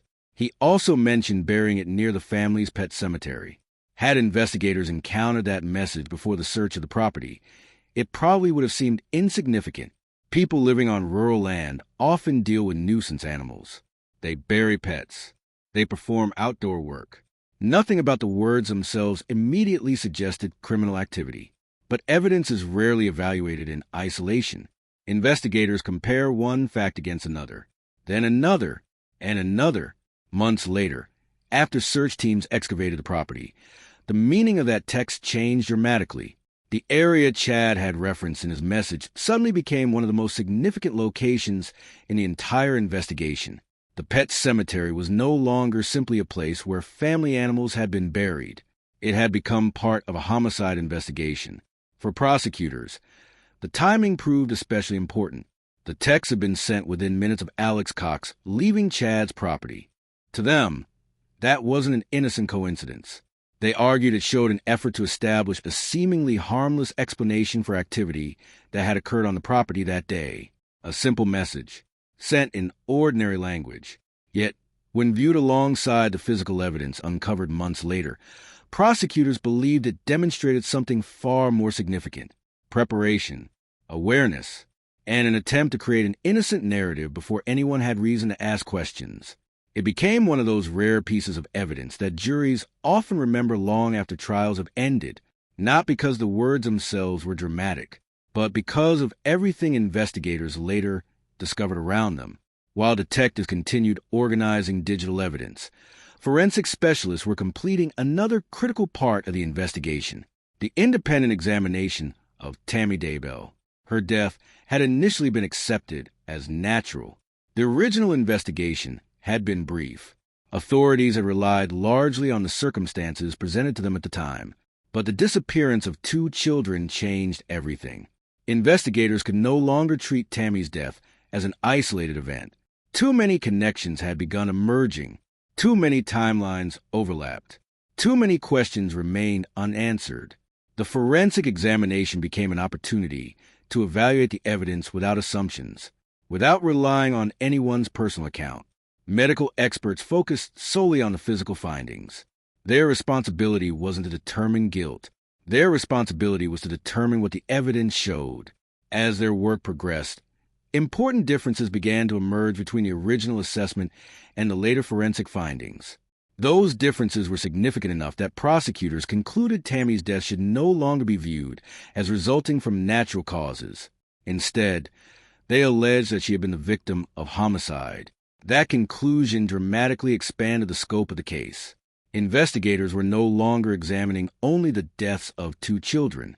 They were investigating 3 separate homicides connected by the same group of people.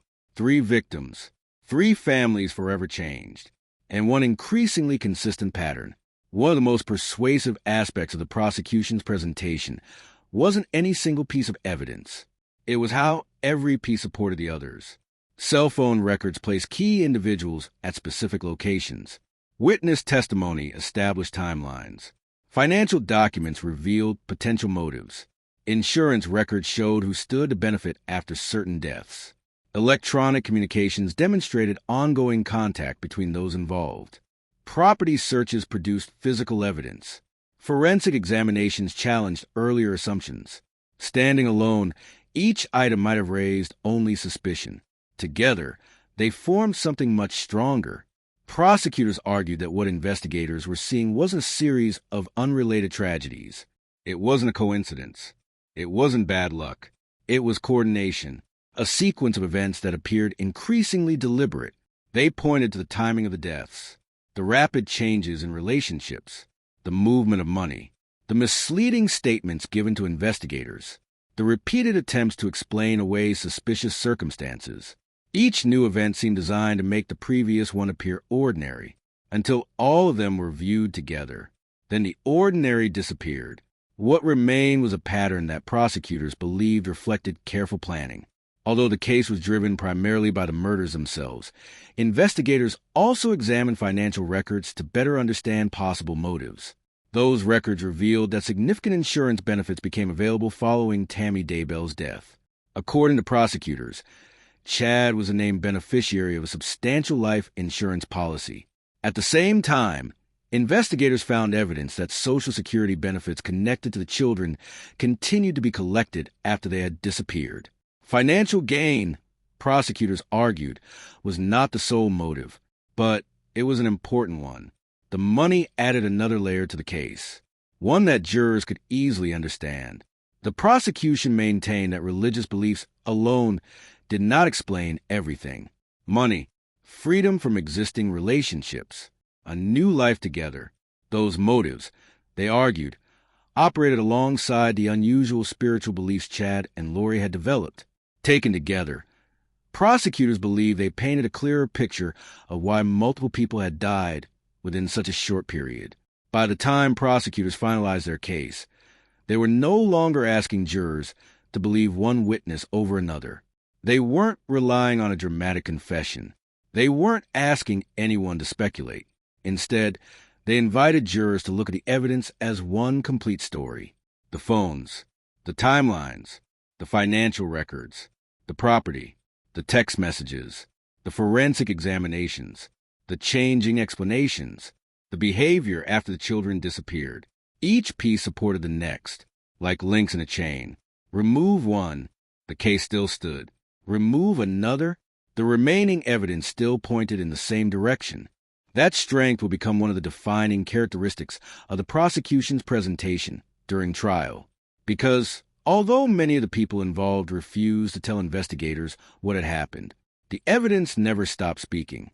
And when all of it was finally placed before a jury, it told a story that prosecutors argued left very little room for reasonable doubt. The next chapter of that story would unfold inside the courtroom, where years of investigation would finally be tested before 12 ordinary citizens tasked with answering one extraordinary question. Who was responsible for the deaths of Tammy Daybell, Tylee Ryan, and JJ Vallow? For nearly 4 years, Investigators had worked to answer one question. How do you prove a conspiracy when many of the people involved are dead, and the two people at its center refuse to tell the truth? The answer would come not through dramatic confessions, not through hidden recordings, not through surprise witnesses. It would come through patience, evidence, and a courtroom.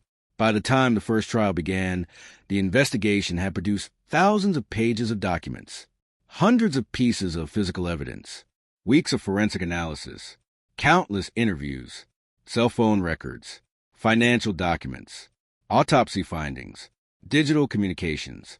Every one of them would now be examined under the scrutiny of a jury. The investigation was over. Now the pursuit of justice would begin. In the spring of 2023, Lori Vallow entered a courtroom in Ada County, Idaho, to stand trial. The woman, once known for her bright personality and outgoing nature, now faced accusations that shocked the nation. She was charged with participating in a conspiracy that prosecutors said resulted in the deaths of her two children, JJ Vallow and Tylee Ryan, as well as conspiracy in the murder of Tammy Daybell. It was a case unlike almost any other. The courtroom was filled each day with journalists, legal analysts, family members, members of the public who had followed the investigation since the children first disappeared. Every seat mattered. Every testimony mattered. Because everyone understood the significance of what was about to unfold. For the families of the victims, the trial represented something more than legal proceedings. It was an opportunity for the evidence to be presented publicly, an opportunity for the lives of JJ and Tylee to be remembered for who they were, not simply how they died, and perhaps, at long last, an opportunity for accountability. Over several weeks, prosecutors carefully reconstructed the events that had unfolded between 2018 and 2020. Rather than relying on emotional argument alone, they presented a detailed chronology supported by evidence. Jurors heard from detectives who described a months-long investigation. Forensic specialists explained how scientific analysis helped reconstruct the timeline. Digital analysts walked jurors through cell phone location records that placed key individuals at crucial locations. Medical experts testified about the forensic findings surrounding the victims' deaths. Witnesses described conversations they had with Lori and Chad during the months leading up to the murders. Some recounted statements about unusual religious beliefs. Others described increasingly alarming behavior. The jury also heard from people who had personally known JJ and Tylee, teachers, friends, relatives, family acquaintances. They described two children whose futures had been stolen. JJ's joyful personality, his love for routines, his infectious smile, Tylee's intelligence, her humor, her protective nature toward her younger brother. Those testimonies reminded everyone inside the courtroom that this trial was not merely about legal theories. It was about lives, real people, children who had trusted the adults around them to keep them safe. As in every criminal trial, the defense challenged the prosecution's case. Defense attorneys questioned aspects of the investigation. They examined witness credibility. They scrutinized forensic conclusions. They argued that portions of the state's evidence relied on circumstantial connections rather than direct observation. Throughout the proceedings, jurors were reminded of one of the fundamental principles of the American justice system. The burden of proof rests entirely with the prosecution. Lori Vallow was presumed innocent unless prosecutors could establish guilt beyond a reasonable doubt. That standard is intentionally high. It exists to protect against wrongful convictions. Every piece of evidence had to withstand careful examination. Every witness faced cross-examination. Every conclusion was challenged.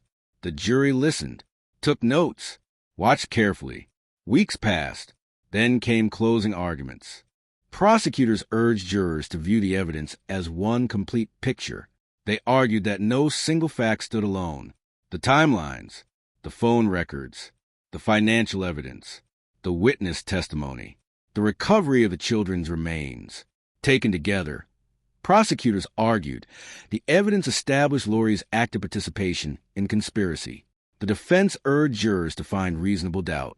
Now, the decision belonged entirely to 12 ordinary citizens. After deliberating, the jury returned to the courtroom. The atmosphere was tense. Families sat quietly. Reporters prepared their notebooks. The defendants waited. One by one, the verdicts were read. Guilty, guilty, guilty. The jury found Lori Vallow guilty of the murders of JJ Vallow and Tylee Ryan. She was also convicted of conspiracy related to the murder of Tammy Daybell, along with other associated offenses. For the families, the verdict brought a complicated mixture of emotions: relief, gratitude, heartbreak. Justice had been served in the eyes of the law, but justice could never restore what had been lost. No verdict could return JJ. No sentence could give Tylee back her future. No courtroom could restore Tammy to the family she had spent decades caring for. Still, the verdict represented something important. The truth had prevailed over deception. Facts had prevailed over false narratives. And those responsible had been held accountable. Soon afterward, the court imposed multiple life sentences without the possibility of parole. Lori Vallow would spend the remainder of her life in prison. 1 year later, attention shifted to another courtroom. This time, Chad Daybell sat at the defense table. Although many of the same events would be examined again, Chad's trial carried unique significance. He was accused not only of participating in the deaths of JJ and Tylee, but also of murdering his wife of nearly 30 years. Tammy Daybell, the woman who had supported his dreams, raised 5 children with him, built his publishing business, managed a family, and quietly held together nearly every aspect of their life. The prosecution once again presented weeks of testimony. Jurors heard from investigators, forensic experts, medical examiners, financial specialists, friends, neighbors, co-workers, family members. Together, they painted a picture of a man who had gradually abandoned ordinary life in pursuit of increasingly dangerous beliefs. The evidence also highlighted financial motives, life insurance proceeds, electronic communications between Chad and Lori, messages exchanged before and after key events. Jurors saw the same cell phone records, the same property evidence, the same timelines that had helped secure Lori's conviction. But they also heard additional testimony focused specifically on Chad's actions and decisions. Prosecutors argued that Chad had not merely followed events. He had directed them, planned them, and benefited from them. After weeks of testimony and careful deliberation, Chad Daybell's jury reached its decision. Once again, the courtroom fell silent. The foreperson stood. The verdicts were read. Guilty, on count after count. First-degree murder, conspiracy, insurance fraud. The jury concluded that prosecutors had proven their case beyond a reasonable doubt.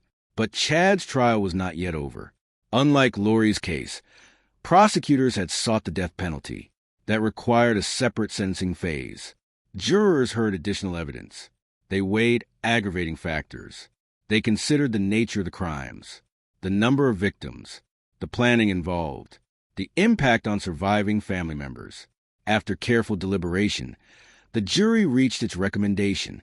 They concluded that the death penalty was appropriate under Idaho law.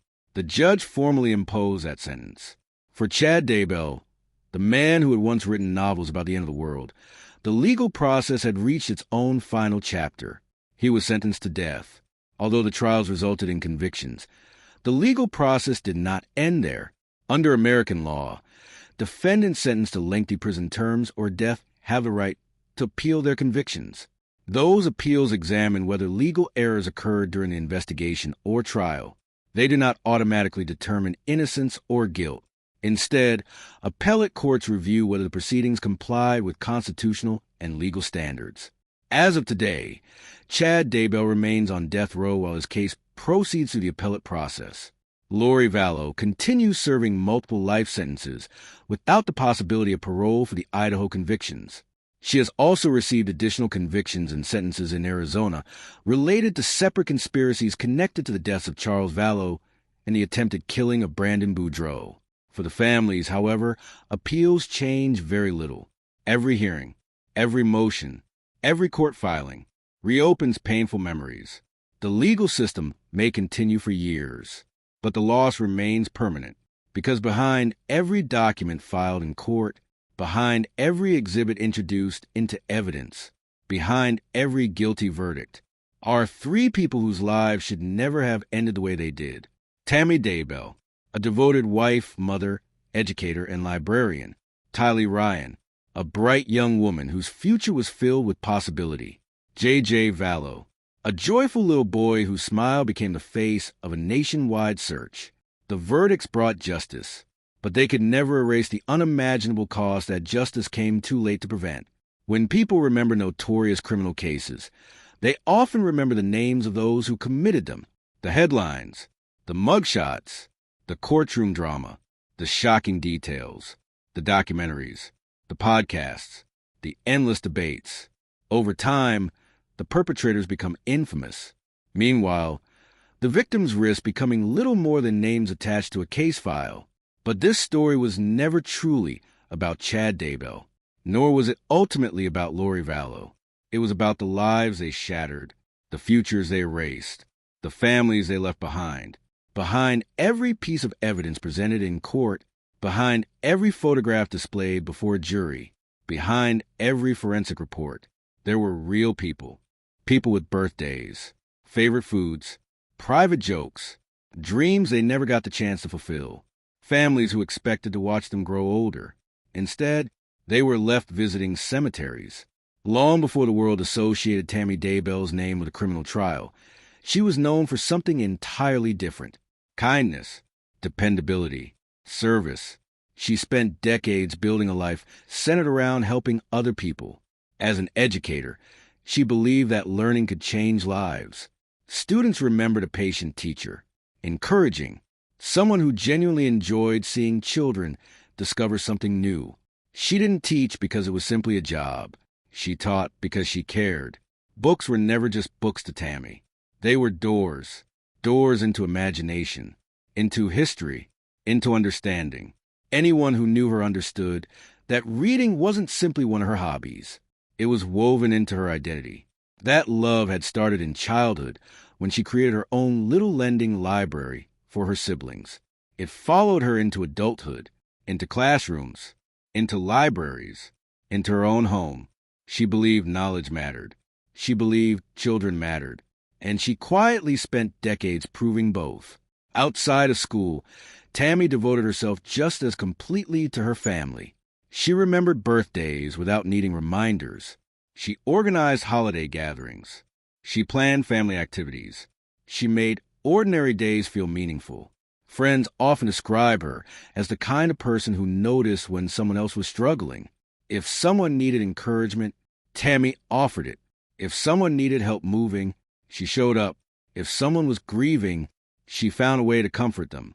Not because she wanted recognition, because compassion simply came naturally to her. She wasn't trying to impress anyone. She was simply being herself, one of the quiet heroes who make communities stronger without ever asking for credit. Perhaps that is why so many people struggle to accept the story that initially followed her death.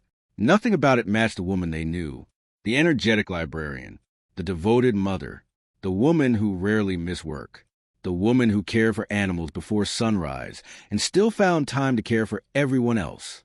When investigators eventually uncovered the truth, many people felt both devastated and vindicated. Their instincts had been right. Tammy had deserved better, far better. At 16 years old, life is supposed to be filled with possibilities. You're beginning to imagine adulthood, thinking about careers, college, travel, friendships, love. The future still feels wide open. That was a stage of life Tylee Ryan never got to experience. Friends remembered her as sharp-witted and fiercely independent. She wasn't afraid to speak her mind.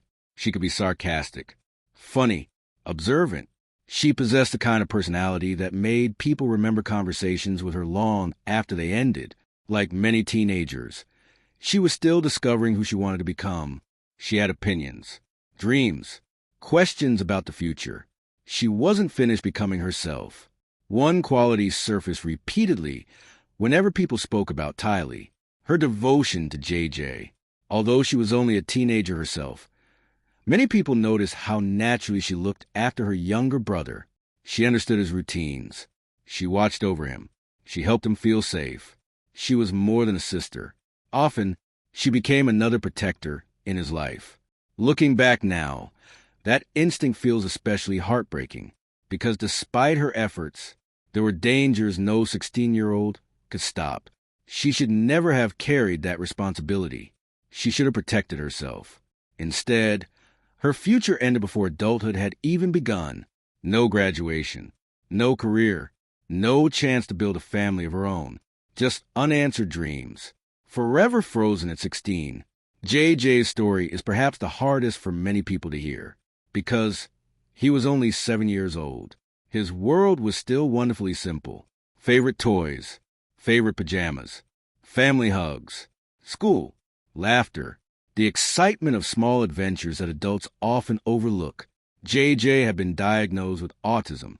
For him, routine created comfort. Consistency helped him navigate the world. People who loved him understood that. They adjusted their lives around his needs, not because they viewed him as difficult, because they loved him. Kay Woodcock often spoke about JJ's joyful personality. She described him as the sunshine of her life, the kind of child who could brighten an entire room simply by walking into it. His smile appeared in countless family photographs, birthday parties, holiday celebrations, simple afternoons spent with people who adored him. Those pictures now carry a heartbreaking weight. They captured moments everyone assumed would continue for years. No one imagined they would someday become treasured reminders of a life cut tragically short. Yet perhaps JJ's greatest legacy isn't only the happiness he brought during his life. It is also the determination his disappearance inspired, because one woman refused to stop asking questions. When months passed without seeing her grandson, Kay Woodcock felt something she couldn't explain. It wasn't merely a concern. It was instinct. Every answer she received seemed incomplete. Every explanation changed. First, JJ was staying with friends. Then he was elsewhere. There was always another story, always another excuse. Many people might have accepted those explanations. After all, families become busy. Children travel. Communication breaks down. But Kay couldn't ignore the feeling that something wasn't right. She knew JJ. She knew his routines. She knew how unusual the silence had become. So she did something incredibly simple. She picked up the phone. She requested a welfare check. It didn't make national headlines that day. There were no television cameras, no dramatic speeches, just a grandmother asking police to make sure her grandson was safe. That single decision altered everything.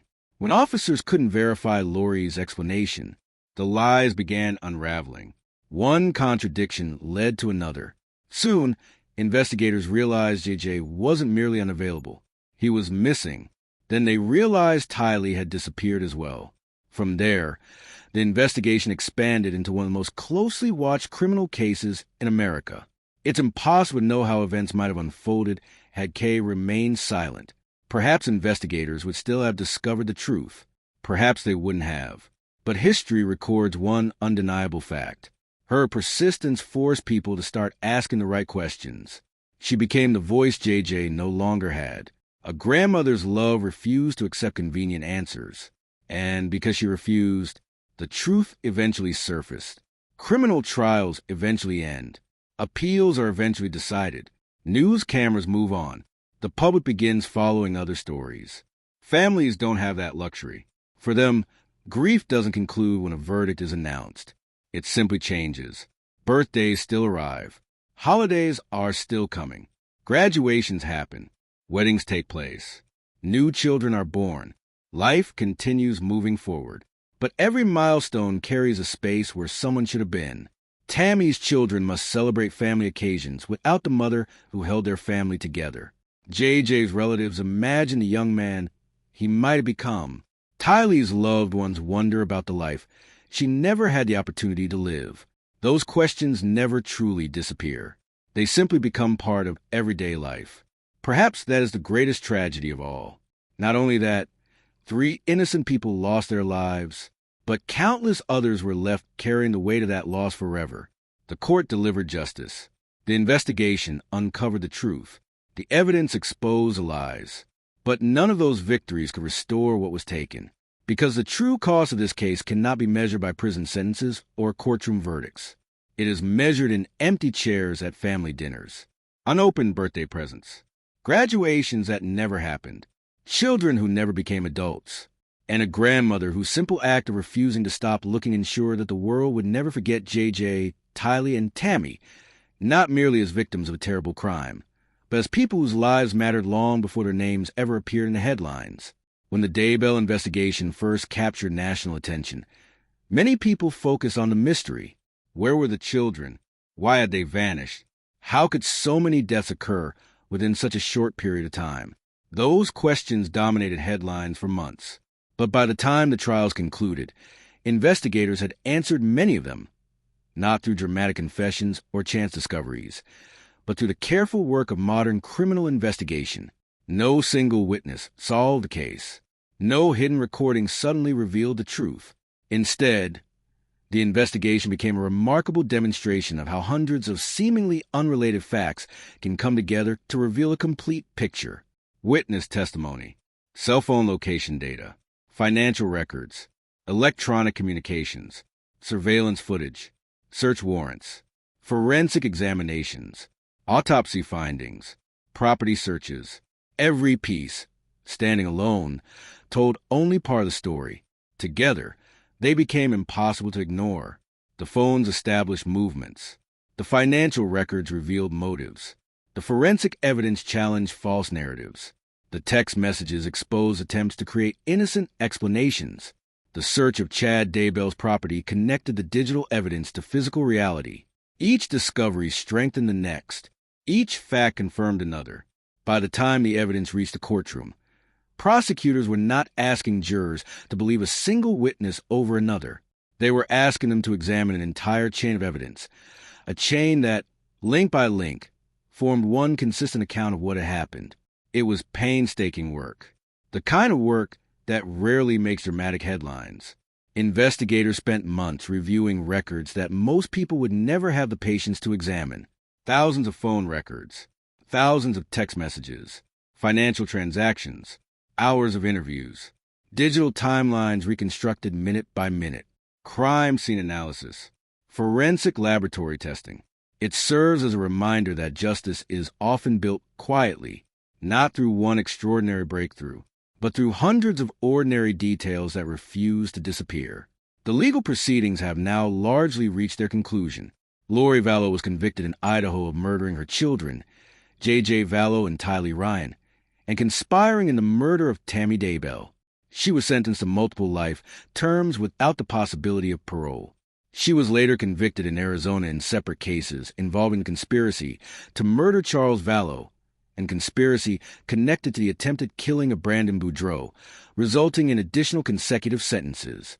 Chad Daybell was convicted of murdering Tammy Daybell, Tylee Ryan, and JJ Vallow, as well as conspiracy and related financial crimes. Following the penalty phase of his trial, he was sentenced to death under Idaho law. His case remains in the appellate process, where higher courts will continue reviewing the legal proceedings. But for the families, court cases never truly end. Appeals continue. Documents are filed. Hearings are scheduled. News stories occasionally return. Every new legal development has the power to reopen wounds that never fully healed. For the families, justice is not measured only in verdicts. It is measured in absence. The empty chair at Thanksgiving. The birthday that passes in silence. The holiday photograph with someone forever missing. The graduation that never happened. The grandchildren who will never know the people they should have met. These are the lifelong consequences that no courtroom can repair. Perhaps one of the most powerful lessons from this case is the importance of ordinary people who refuse to stop asking difficult questions. Investigators who followed every lead, even when the answers seemed impossible. Forensic specialists who trusted science over assumptions.